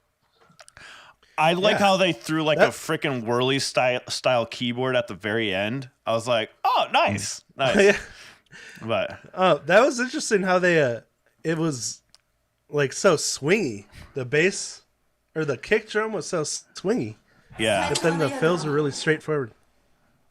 All right. I think they got a lot of they kind of covered more genres in that song than I normally hear Lovebites cover. It sounded like it was like it really felt like 80s glam metal in the very beginning. You got some power metal like in the transitions and stuff like that. But there was even some moments where it sounded a little funky, you know, like a little jazzy almost. There was like that kind of like anime style, you know, like what you expect out of like anime songs. You kind of got that like, I don't know exactly what it was. Was there a piano in there? Yeah, there was. There was a whirly at the end. I think that's what it. Yeah, the piano really kind of gave it that sense of like that anime feel. They covered more genres. Keyboard sound is mainly that keyboard sounds mainly in jazz and blues, which was interesting. Like that style, that like it's like a little rotating spinning thing when you're playing the keyboards, and they literally have an amp for it. Yeah, Leslie. There you go. Yeah, one of those. When I went to Sweetwater Sound Studios, they use that for all the instrumental bands out there, like Osnoy and stuff, and it's really cool when people use it on metal, like at a head of a metal riff, you know. Anyway, gives it that classic rock edge. It does. I love it, especially because now they like perfected how to record those sounds. But so shout out to Carlos. This is his channel, guys. I think you all should show him some love. Go give him a subscribe. You know, he attempted to do some bass for Lovebites. And of course, we wish him the best over here at Guys. So we're gonna check out his audition. We're gonna rate it and go from there. But you know, show him some love, man. He did a Lovebites cover. I think that deserves a subscribe. You know. All right, so let's check it out.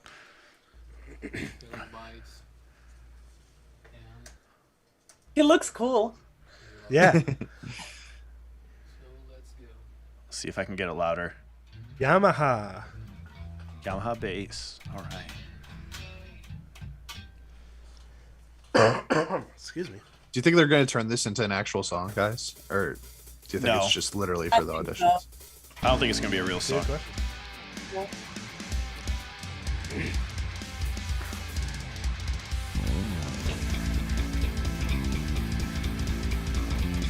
Ooh.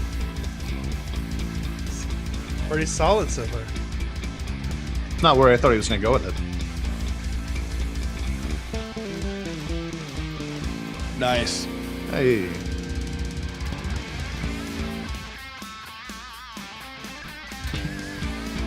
He's leaving the space. Woo!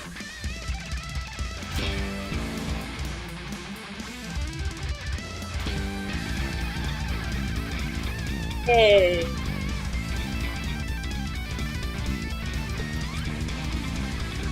Go Carlos.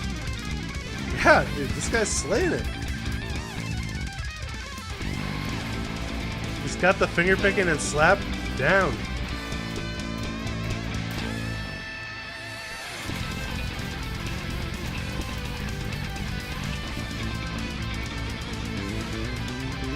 Woo! Hey. I love that he's using all fingers like for this and keeping up with that. And doing those like sweep strums.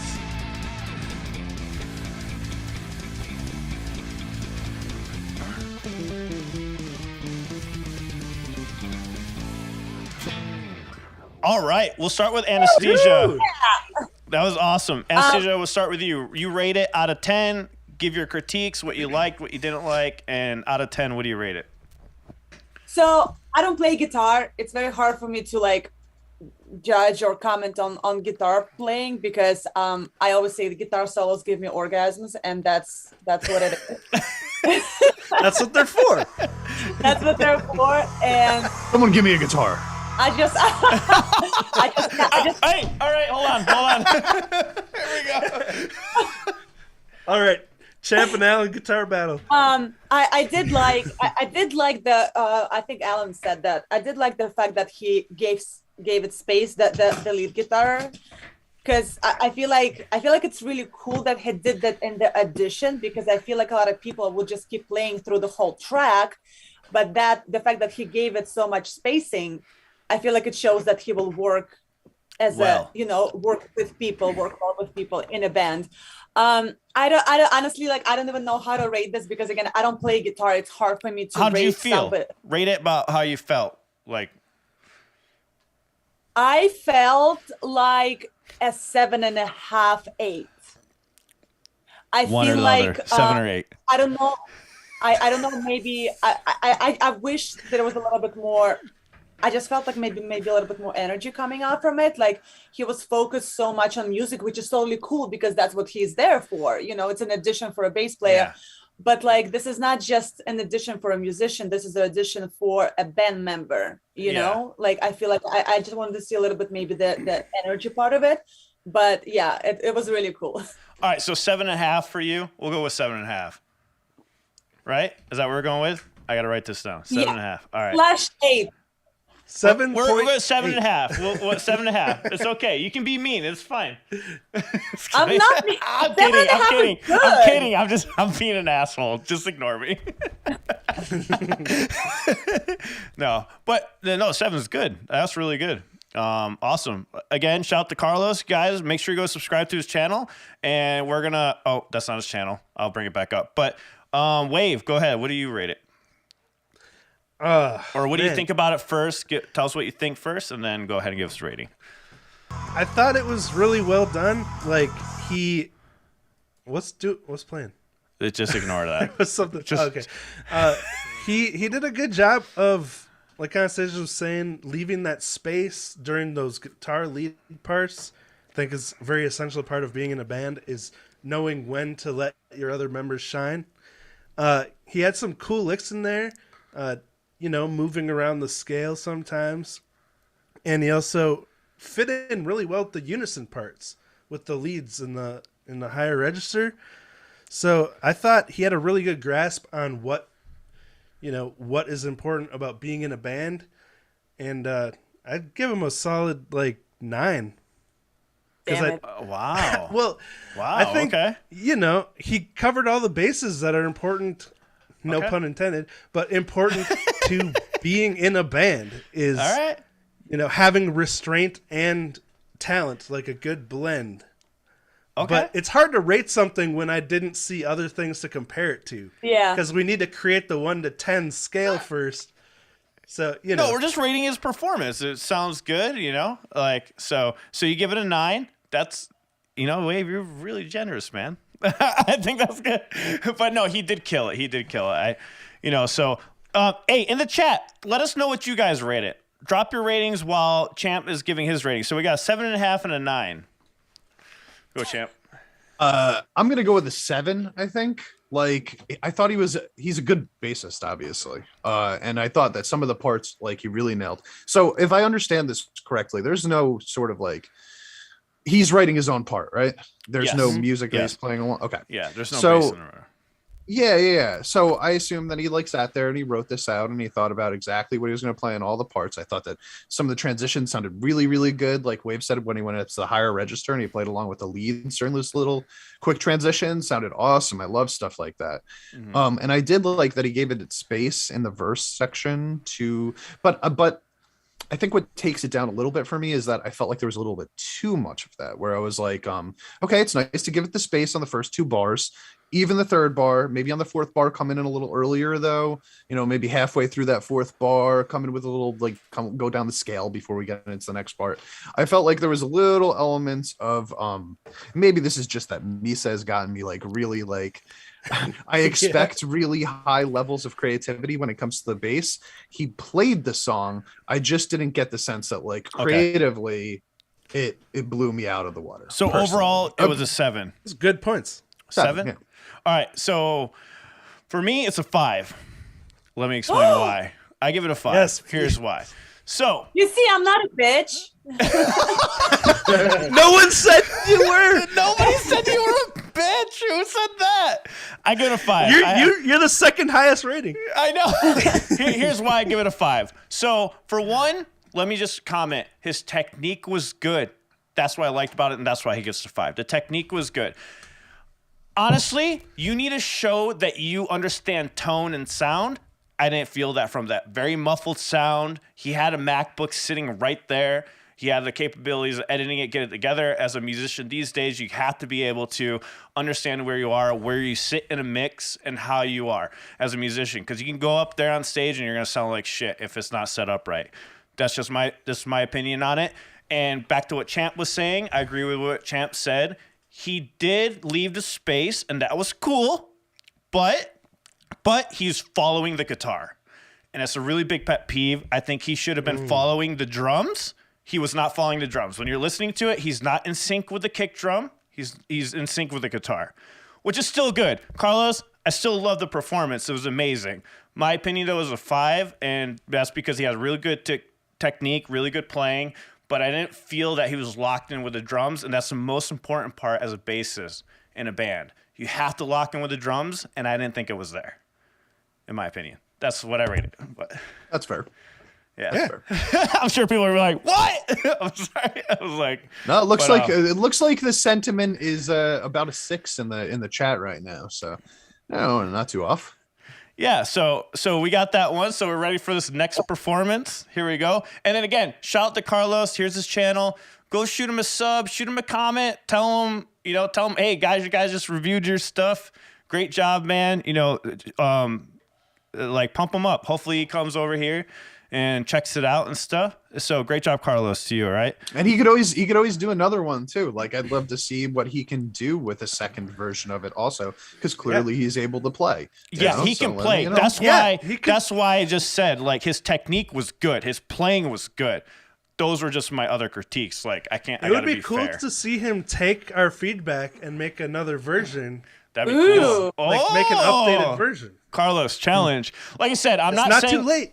Just remember, when I say a 5, that means it was good, all right? I just, for me, it has to have the all-encompassing thing. And the biggest thing for me is, like, it has to sync with the drums. I just didn't feel it. It was syncing with the guitar. That's a good point. Also, I think it's important to acknowledge that, like, even when you're in a band, the first thing that you write for a new song isn't usually what you're going to end up using anyway. Things are, like, adjusted as time goes on and stuff like that. So there's a good chance that, like, this is the first version of whatever he did, and the next version would be even more creative. Yo, this comment's hilarious. His Y chromosome is an automatic 0 out of 10.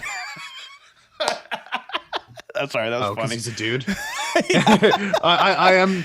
It does seem like a lot of people are saying like, there's no way that Lovebites is going to choose a guy to join their band. I don't know if that's true or not, but like, I could see why that promotionally speaking, they might prefer an all Japanese female band. And we'll get into that. We'll get into that afterwards. We'll talk about that afterwards. But Anastasia, what were you about to say? We interrupted you. Sorry. I forgot.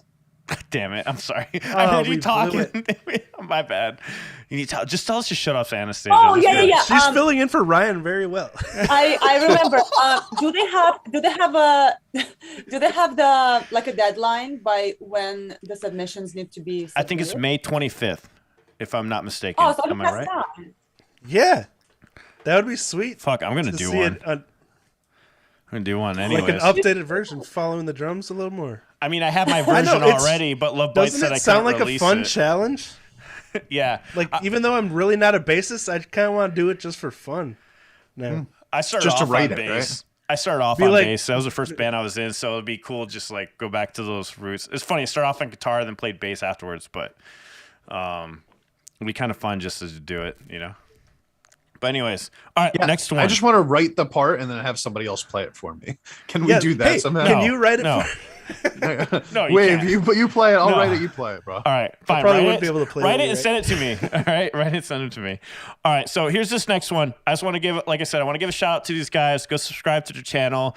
Show them some love, show them some support. They put themselves out there to do a Lovebites audition, which is not easy to do.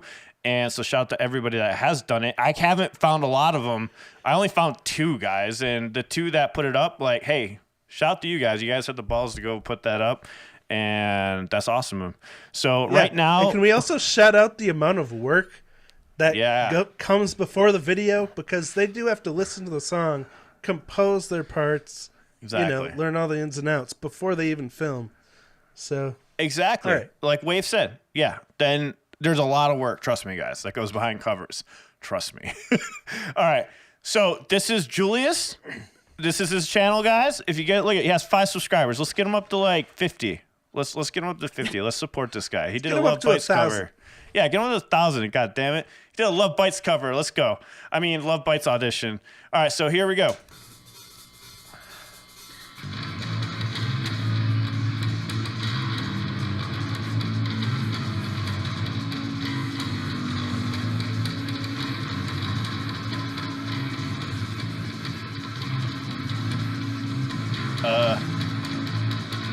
can't hear the bass. I can hear the bass. It's just weird. It's all I hear.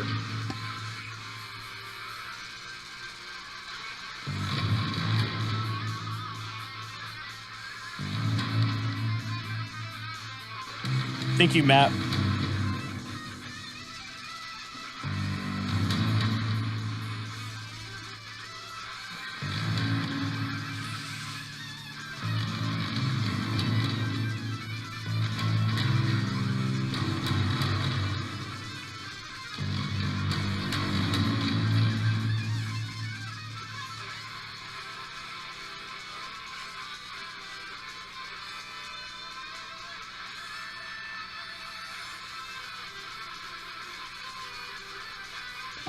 Did you forget that he was supposed to be playing? I was about to say the same thing, bro. Is this are we being punked? Oh, okay.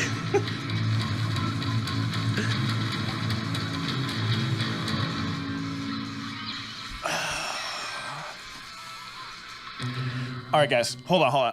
I'm going to do the rating first today. I want to say something first. All right, before we start shitting on this man. But I just want to say I'm not gonna shit on him. All right, go ahead. Okay, I'm going to. But first, I want to say some positives, all right? Hey, man, it takes a lot to go out there and do a video, to try your best and come up with something. I'm not sure if you're just learning, but brother, shout outs to you for even attempting this and trying to do it. You know, yeah, having the balls. I can't even find people who did this audition. You're like, the fact that you said, fuck it, I'm going to do it. Keep pushing, man. You're probably not going to get it. I'll be honest with you. It's not happening, bro. But you're trying. Just keep on trying. My word of advice, make sure that you play the entire song. I'm going to give you a 1, but I'll leave it at that. What's that Wayne Gretzky quote? You miss 100% of the shots that you don't take. That's what we can give this guy. Well done for taking the shot. Yeah. Go, Anastasia. What do you got to say? I don't want to. I think that's fair. Okay. Go. Just say it.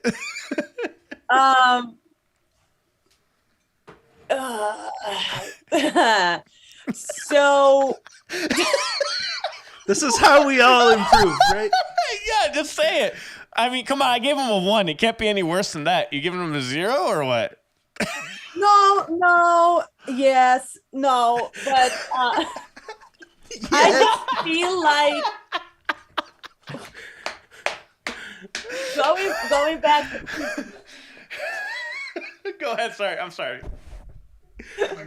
Going back to what you said, Alan. I in today's day and age, you can figure out how to record a better sound. And if you don't know, you can go to the studio and pay like $50 to at least record. Because I just don't think it sounds like he's like serious about things, you know? Hold on. I got a little pushback. I think he was serious. I think he was serious, but he might be just learning, honestly. And the fact that he discovered he can still go to the studio and have better sound. Like we don't know how old he is. He looks like he's 18, 17. I don't know. you can have $50 for that. Like, true. So, You're right. Not if you're in New York, though. Okay, go to Jersey. Yeah, it cost me like $1,000 to record an hour over here in Jersey. Not happening.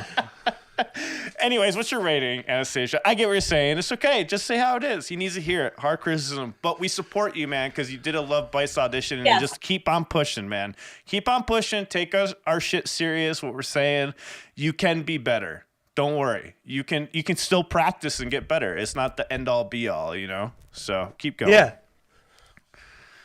Anastasia, anyways, what are your last thoughts? I mean, I would give it like 1, 2. I'm not gonna give him 0 because, like, obviously, I mean, like, there's always room for improvement, you know. But lots. I just my main tip for him would be to just like besides the fact that keep practicing, you know, just like take shit like more seriously, because like, you know, like you're auditioning for a major band, but like if I saw this audition, I'm like, you can't even give me like a better sound. I mean, come on. So that would be like my main tip. All right. Besides, you know. Go ahead, Wave. Well, the nice guy of the group. I mean, couldn't even hear what was going on. And I want to reiterate everything you said. If you guys would have seen the videos I uploaded to YouTube when it first, you probably wouldn't respect me anymore. So we all have to start somewhere. No matter how good a musician is, they all sucked at some point. So keep that in mind. But yeah, the mix, I couldn't hear the backing track. It would have been nice to hear that better. There was way too much reverb on the bass. I think that was the mic, bro. Muddied up. Oh, really? I think that was the mic. But it was just, you know, really, it was muddy. And then the randomly not playing for like 20 seconds in the middle. But I mean, that's just the obvious stuff. Okay. What do you rate it? Go ahead, sorry. I'll give it a 2 to be nice. But like I didn't feel like it really added anything to the track, and I don't know if it really fit with what was happening in the track. Gotcha. But I don't really know because I couldn't hear it. So it's hard to rate it. Okay. All right. Anyway, what my main point is, I want to end on a positive here, is that we all started somewhere. We all sucked at some point. Yep. So don't give up. Don't let this discourage you. Keep trying. Keep learning, because you have awesome taste in music if you're auditioning for Lovebites. So keep listening to them. Keep learning from them. And keep trying to improve, because someday you will be good enough if you keep working hard enough. Exactly. I agree with Wave 100%. I think it's a good takeaway. Champ, what do you rate it? What's that grade that they give you in school when you miss too many classes so they can't fail you? There's 0. It's a 0, bro. No, it's not a 0. It's like a insufficiency or something. I'm just gonna mark you for a 1. For Champ's rating, I'm gonna put insufficient. Yeah, insufficient funds. I don't feel comfortable giving it I feel like it was incomplete. That's the word that it is, actually. He gets an incomplete because he didn't finish the song. Now, I'm just going to offer some constructive criticism to the dude. One, if you hear music being removed from like a verse part or something like that, all the guitars stop, you know, the vocal stop, whatever, everything stops. You cannot let your bass just ring out through that part. You have to also make sure that the sound stops. Okay. So you can't go boom while everything else goes boom. You just can't do that. It'll never sound good. So that's number one. Number two, he looks like a kid, man. I really think this is him just starting. He's young. He's probably very, very early in the beginning. So that's my first piece of advice to him. Stop when the rest of the band stops. Okay. Number two. Go ahead. I have something to add after that, though. Go ahead. Why don't you just add it now? Oh, because he said, this is what he said. He said, I only have one bass and it's in terrible condition. The 2 tone knobs are broken and I'm plugged into a guitar amplifier. I mainly play electric guitar. Thank you for the opportunity to play for you. I'm from Indianapolis, and so there is some distance to Japan. That's what he put in his comments. Anyways, so is the equipment side, he's not hitting it out of the park right at this moment.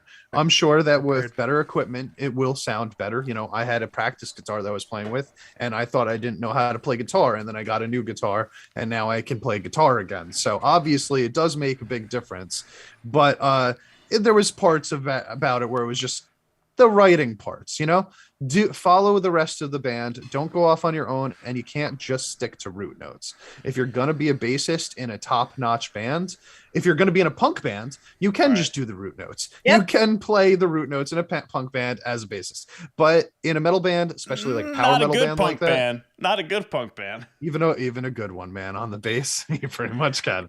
But I do think that, like, when it comes to metal, especially like really complicated metal like Lovebites, you have to be able to branch out from that. Okay, so try moving off those root notes, add a little bit of your own flavor every once in a while and play the whole song. Yeah. All right, we'll end it there. We got another audition. Shout out to Matt for sending that to me. If you guys do have another audition, go ahead and drop it in the Discord server for Gaijin Guys. And Teresa, if you don't mind, could you post that link for them if you're still out I think there, she left. She left? Okay, I can post it right now. We have another audition. I do have to use the restroom. I try to hold it out, but we're at the 2-hour mark. Let me go use the restroom. I'm sorry, all right? Get him, Wave, get him! But, Anastasia, I want you to go ahead and do your plugs, okay? So, again, we really appreciate you coming here, being here for this Lovebites audition. Lovebites is one of her favorite Japanese bands. It is her favorite Japanese band. So, go plug your stuff. Go. I hold on. Let me compose myself. I got excited. I want Lovebites to stay the way they are once they get the bass player. I don't want anybody else to leave. But if there's any other Japanese metal band like Lovebites that need a singer, I'm literally packing my shit right now, my socks and my fucking t-shirt, and I'm moving to Japan. I don't care. I probably will even leave all my stuff in my apartment and they can do whatever they want to do with it. And I'm gone. Like just any band, huh? Just any of them. Well, on a level with love, on a level of Lovebites. Not like popularity wise, but like like technique wise, like skill. Yeah. I still wanna sing in a good band. Like I'm not gonna be singing in a punk band. Oh. But yeah, I honestly just to like breathe the same air and to be around women that play music and write music the way they do. And I heard that education in Japan music education is just like so top notch compared to like, it's just like out of this world. Like I would just love to go and just like, kind of be bathed in the whole environment of Japanese metal. And yeah, but I would totally I would not even think twice. I would leave like right now. Same. I would do the same with you. Alan and Wave, what's that 3-piece Japanese band that we listened to not that long ago that didn't have any vocals? Asterism. Is that them?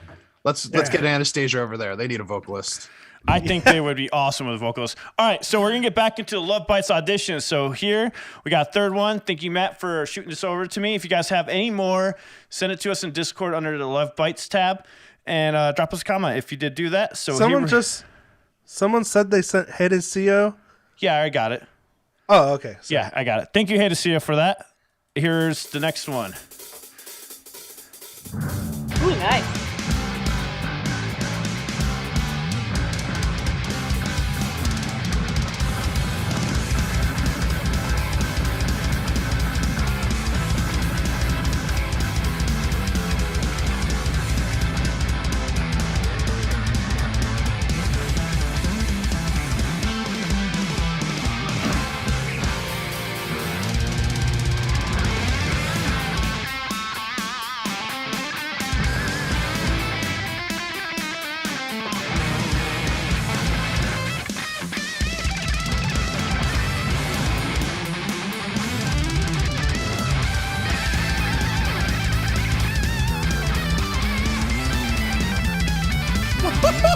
Hey, listen to that.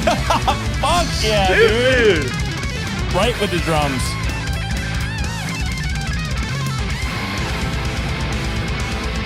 Hold on. Let me rewind that. I got to hear that shred thing again. Fuck yeah, man. Killing it. Killing it, dude.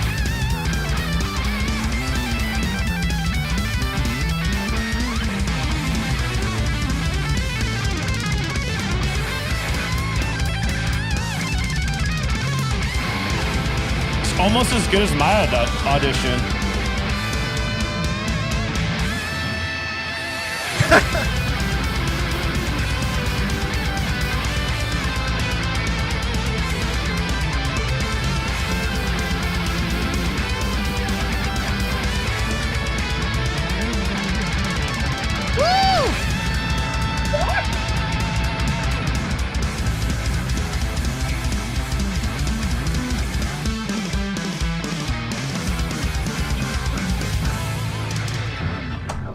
Bro! Wow. Fucking That was wow. Anastasia, you go first. Fuck. So I'm not even gonna talk about the guitar because Sorry. it was automatic. fucking amazing, and I'll let you guys talk about guitar since you understand it better. I just want to talk about the whole thing as a whole. Like that's exactly what I was talking Go for about. it. Like you can see him really rocking to it. You can see him actually performing and actually like being on stage, even though he's in the room. I love the whole like. He's obviously in the studio. I love that it's all kind of black and white. At least it's on my screen. It is. I love the whole. It's like the whole thing together. Like bass, fantastic. You guys can talk about this, but literally everything that I've been was talking about for the previous two editions, like it's there. Like he took it seriously. He performed. He like the headbang to it. It's nicely done. The video is nice. The sound is like literally everything is there. I agree. Yeah. So what do you rate it? What's your rating? I don't like giving 10s to people, but I'll give this 10. All right, so we got 10. Wow. All right, now we're going to go to Wave. Wave, go ahead and give your rating. Bro. Rating or review? Well, review. Well, yeah, quick review and rating. Okay. There's really nice movement, like the things Champ was talking about before, of having some bass movement before, like leading into different parts. It was just on another level. The quality was good. I mean, I have to give it a 10 because I gave the other guy a 9. And like this is, you know, this guy's a pro. He's won with his instrument. He's got the sick headbanging hair, the John Mayung vibe.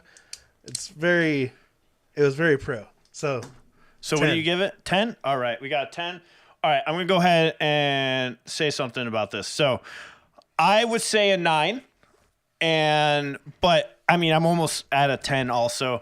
So I want to make a point about this. So something for me that really stuck with me is he's with the drums. He's with the drums. He actually was very similar to the first person, which was, I can't remember, Carlos. Very similar to Carlos's riff, but with a lot extra. And he was following the drums, though. That's the difference right there. He was following the drums where Carlos was following the guitar. And that's where Carlos can make the improvement in his playing. That's a perfect example. And at the same time, he did the thing, which I'm sure Champ's going to mention. He did the Misa thing, right? Where he did his fills, he added in there. And then, but the thing is, he always landed on that kick.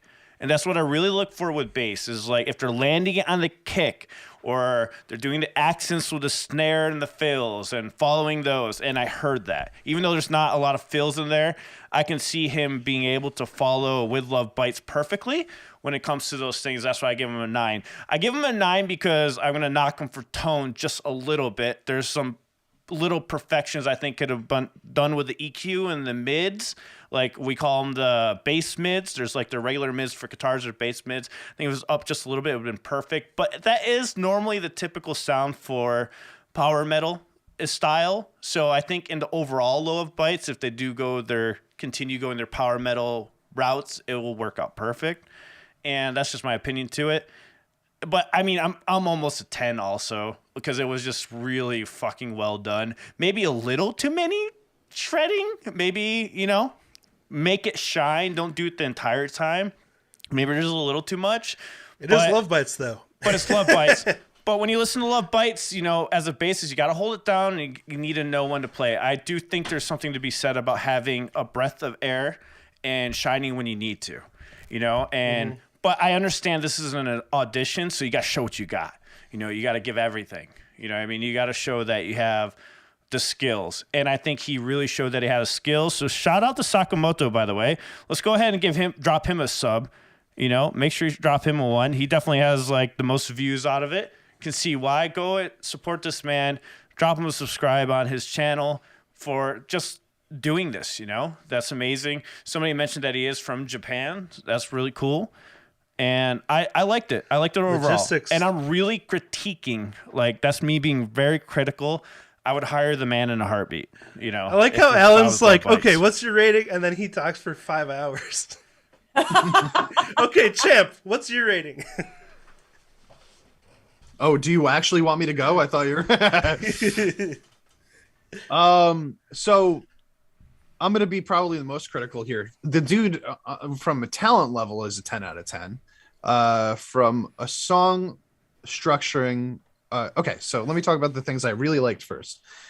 He did exactly what I wanted the first guy to do, which Wave brought up earlier, which was on the 4th bar of the verse. He came in a couple measures early, and kind of did his little down the scale into the riff. Okay, so stuff like that adds the creativity. He also added, I believe on like the 3rd bar of that, he came in with a note early on the da-dum-dum part also, which I think those little things really enhance. After the chorus came the first time, he went into like his first serious sort of like just a regular kind of playing the rhythm of the song thing. And I loved when he jumped up an octave on the second line of that to start the second line higher than the first line started. Stuff like that was really, really good. Okay, the part where I'm going to be a little bit critical is the fact that this is a bass audition. And as much as, yes, you want to show off your skills, the most important thing that you could do in this situation is show off how well you can work with the rest of the band. And I think that he went a little too shred happy, like Alan brought up, during the solo part, where it was like at the end of the solo, it transitioned so beautifully into what he was going to do, into that little transition do riff that happens in there. And it wouldn't have sounded as good if he wasn't shredding a little bit beforehand.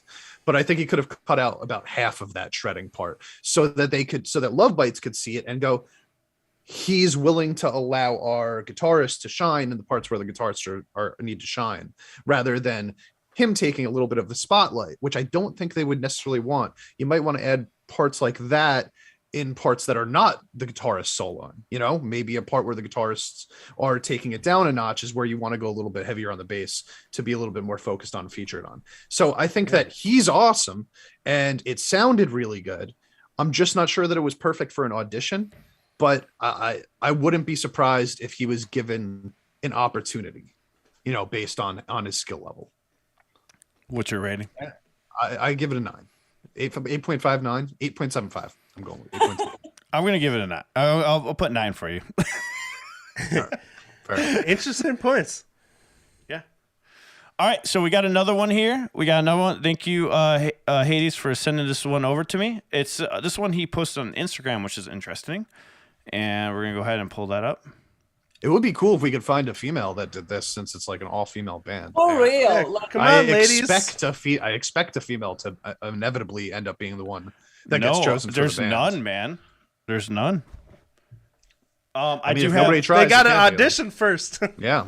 Yeah, there's none that I've seen like that put up a video, All right, so here we go. Here's the next one.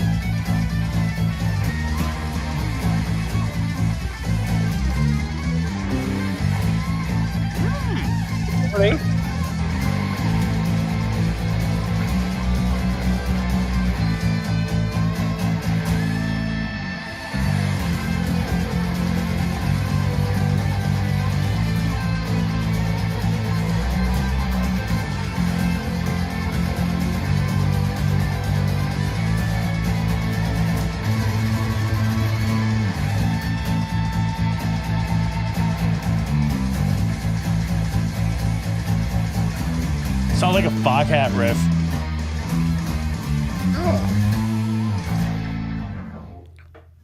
Not bad. That actually wasn't bad. Sweet. Oh, what did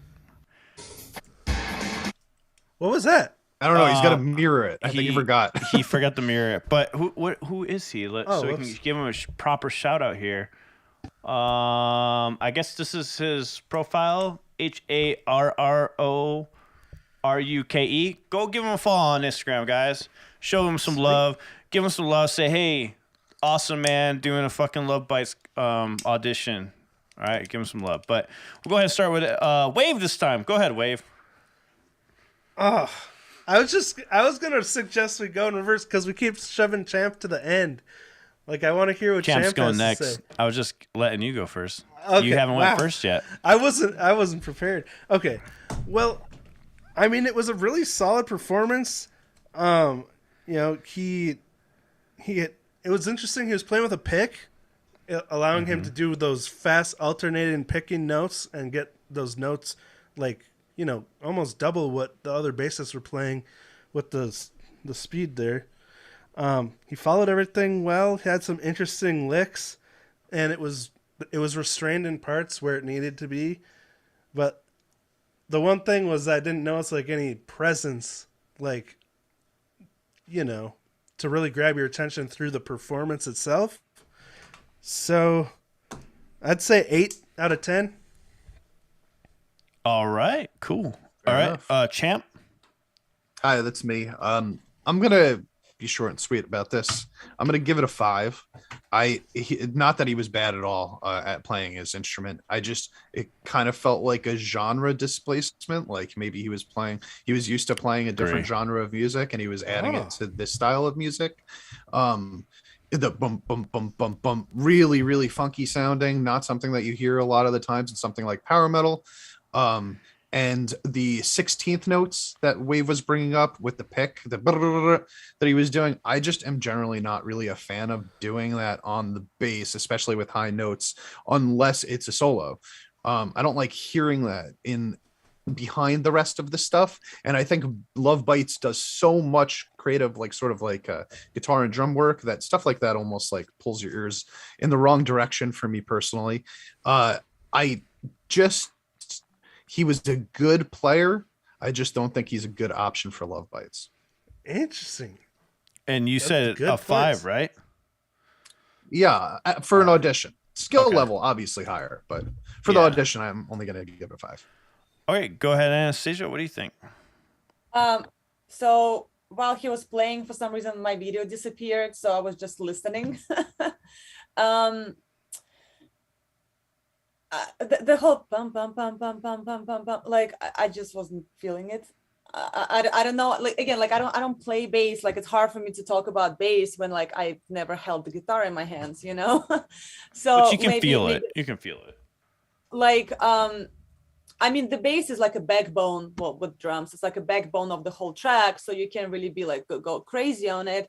But the bum bum bum bum bum bum bum, I'm just like, okay, like move from it. So I don't know if that's what bassists are supposed to do, but like the guy that we just saw right before, like I feel like there was just so much going on, and yes, it might be too much in at some points, but like it was just so interesting for me to watch it. Like the whole thing was like awesome. And here I'm just like, and the video of at least the first 10 seconds of what I could see, it was like the whole thing for me was like boom, boom, boom, boom, boom, and the video and everything else. So like I just feel like I guess like Chem said, like when you're auditioning for Lovebites, the creativity level is just like off the charts, and I couldn't really see that in this particular video. What do you rate it? I would rate it at 6.5. All right. I mean, it was good. I was at some point I kind of like started drifting away because I didn't feel like I was captivated much. So, gotcha. I'm gonna go ahead and give it a 6. I would give it a 6. And honestly, the only thing that killed for me, I agree, that should have been triplets, that or something like that would be more power metal-esque. There's one part of it where like when he went away from the when he went away from that, that was what sounded really good, I thought. And the pick really helped with the tone. He probably had the best tone out of everybody, in my opinion, to it that could work tone-wise. Maybe.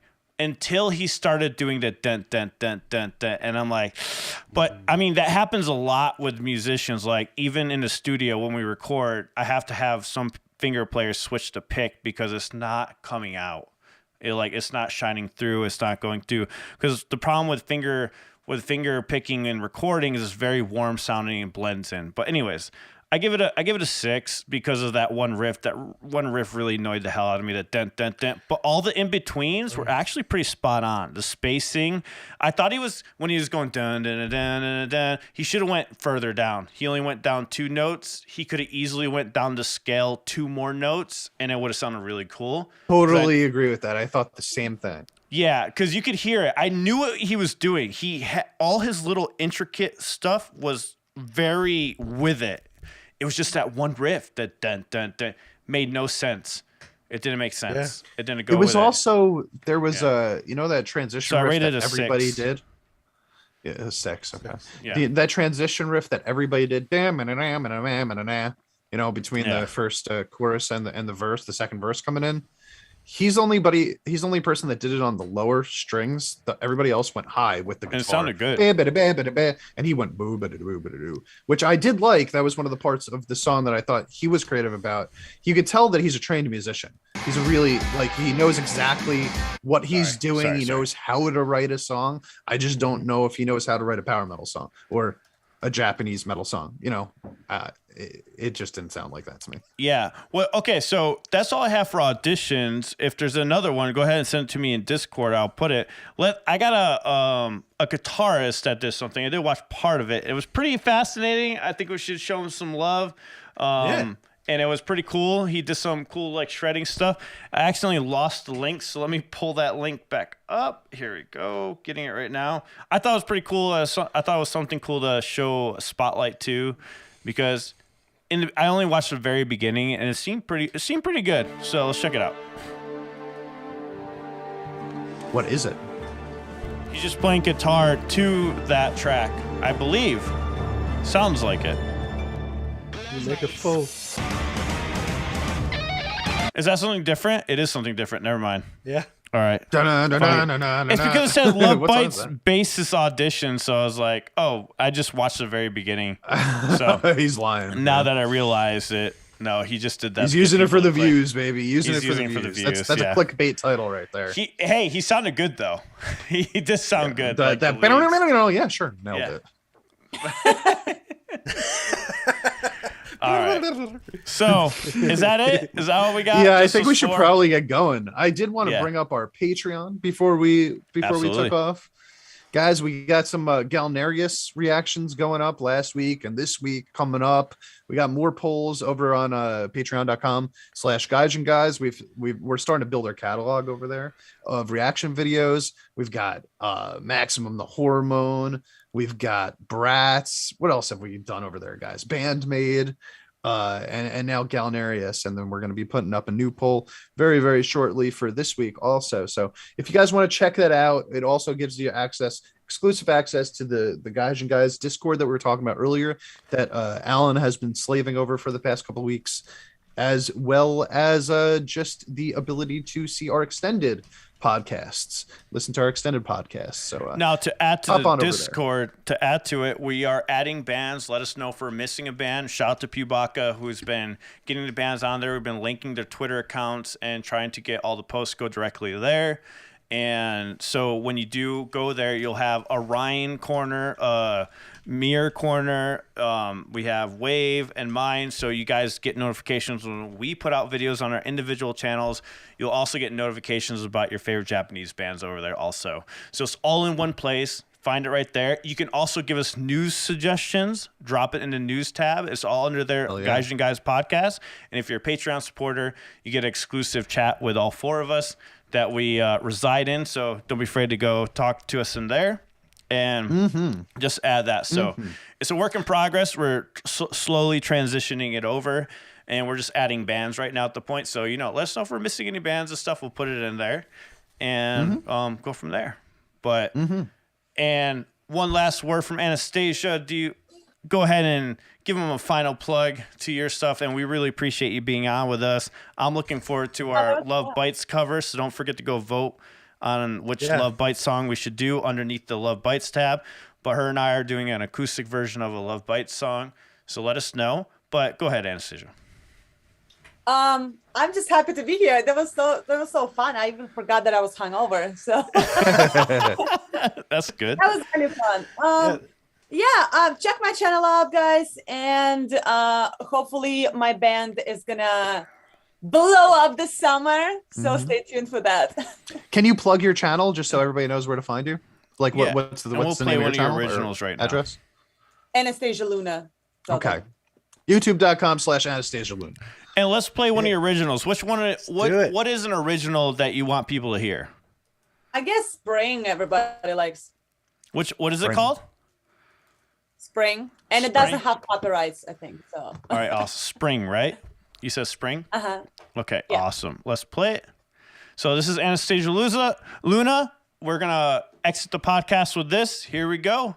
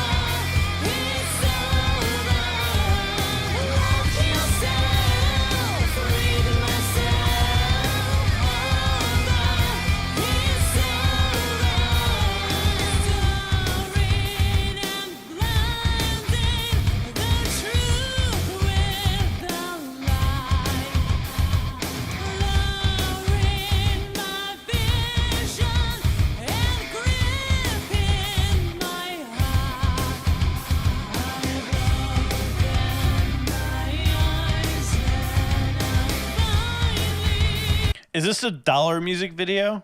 I can't remember. No. Okay. No. I love this song too. This is one of my favorites actually also. It sounds awesome.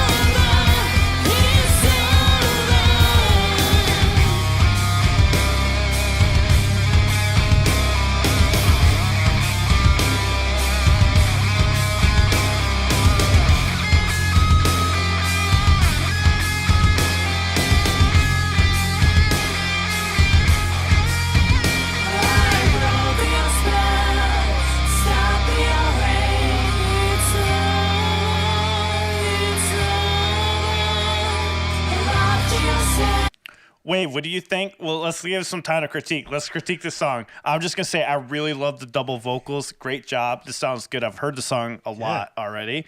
But go ahead, Wave. You go first. What do you think about it? I think it's awesome. Very captivating music video. The voice sounds amazing. And I'm going to give it a 10.5. Breaking the scale. Go, Champ. What about you? But I really like that vocal doubling, like Alan said too. Yeah. Yeah, that was probably also one of my favorite parts. especially towards the end where I felt like it got a little bit more aggressive and like really, I don't know, like it was a whole vibe. The whole song was a vibe, you know. It's like I feel like I was in a dark corner of some cave somewhere, you know, getting ready to hopefully do battle soon, but not sure. Are you a fan of? Are you a fan of Flyleaf, Anastasia? I need to check them out more. I think I heard like maybe one. Like... Okay, what about Lacuna Coil? Have you heard them at all? Oh my God! Yes, she loves them. I get compared a lot to her and Emily from Evanescence, like voice-wise. Yeah, I really like Lacuna Coil. I think they're a really good band. I really like her vocals. And the first thing that I thought of was that when I first heard you start singing there. It's not exactly the same. You definitely have your own flair to it, especially with this double vocals that you did, which kind of sets you apart. But she's a great vocalist, and the fact that I immediately related your vocals to her, I think says a lot right there. Like I sounded really good, and the whole song, like I said, was just a whole vibe. What could be better if you could change like something? Both of you. I mean, all three of you. Vocally, or I'll tell you right now. Exactly for the whole song. I mean, in general, you know. I got a critique. Go ahead, Alan. All right. So, I love you. And I do think it sounds better than Lacuna Coil. I never was a big Lacuna Coil fan, but I really like how your tone sounds. I don't know what it is about your voice, but it's the mix that kills it the most for me. I think it could have been mixed better. There should have been more layers of guitars and stuff like that. Could make it a bigger sound, so it would make your voice sound more epic. And because you have track absolutely could sound better. That's why this opinion. Is not like a live band recording. So this is a track that I got from musicians from all over the world. So I absolutely agree. The music part could definitely be better. I agree. Just like Maximum Hormone, right? Musicians from around the world, Wisconsin, Korea, I get it. But so for me, like the mix could have been better and I would have done you more justice. But I can hear the talent coming from you. Like I can hear it. It sounds really good. Oh, yeah. And like I said, I'm not a big Lacuna Coil fan, and I get what Champ's saying, but I like your voice better in my opinion. But that's just me. I just thought the mix was lacking. No, that part I agree. Yeah, Alan fetishizes the mix. Yeah, he's a mix fetishist for sure.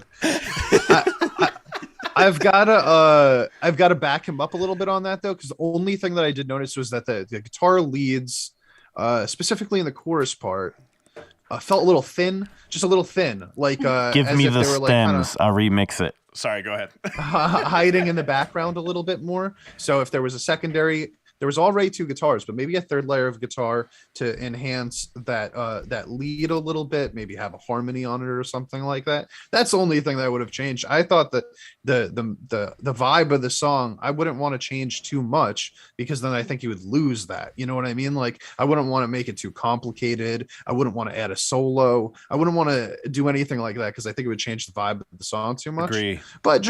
But just to thicken up the sounds of those guitar leads in the chorus would probably be the best thing you could do. I think Wave, any thoughts? My only critique was just the mix, honestly. Go ahead, Wave, sir. Well, I was more focused on like the vocal performance in the video, so I wasn't listening that closely to the actual instrumentation and mix. But did your body hurt after rolling around on the floor for like a half hour? That much? I feel like an ass now, always talking about the mix. Go ahead. Sorry. I was actually hungover there too, so So you weren't even trying to roll around the floor. That was just automatic. That was she was trying to stand up. How I felt that day. She walked into the studio, collapsed, and they started filming. Okay, let's go, Anastasia. Yeah, I was not faking it. That's exactly how I felt. Guys. Go subscribe to our Patreon. Though. Definitely very professional looking. Yeah. We're going to continue to talk about this. This is going to be part of the extended podcast. We talked about it earlier. So we're going to say peace out to all of you. If you guys are a Patreon supporter, you are going to extended talk about her music video. And that's what we're going to talk about right now. And it's just one of the perks. It helps support this channel and helps us get things going and rolling and make sure it's all smooth because we need to do that. But anything else you guys got to say before we say bye? Thank you. All right. See you guys later. We're going to go talk about our music video. Join our Patreon. Go ahead. Yeah. Check out our stuff. Check out Anastasia's channel. Check out our Patreon. Check out, and like our video. Thank you to Fugly Stick for showing up just like, even though he wasn't available today. Go away. What are you gonna say? That's the kind of support we want, baby. Is this the new thing? The extended wave shot? Yeah. Well, I thought you were gonna say something. You were dancing. Go do it. Oh, I was gonna say thank you to Anastasia for making time to be here. Oh, that was so awesome. Oh, good. Glad you had fun. And thank you to everyone who was here. Thanks for hanging out, making time for us on your Sunday. Is Alan filling in for Ryan? Filling in for Ryan. Hold on. He might be, but his face isn't on the screen, so I can't tell. I'm filling in for Ryan. Hold on. I was just playing underneath you. Hold on. Let me get it going. I'm filling in for Ryan. I even have it all set up. I'm just going to solo the whole time. You ready? Go ahead. Wait, you're going to do the announcements of leading us out. Here we go. All right. We got a special guest, Anastasia Luna. Give her a round of applause. And in the bottom, we have Champ of Medium. Yes, feeling very medium today. Alan is shredding his butt off. And I'm Wade. Thanks for watching, and we'll see you next time. Adios, folks. Bye. Oh! What? All right, we get it, Alan. What just happened? You're good. Bye. You're good at guitar. We get it. The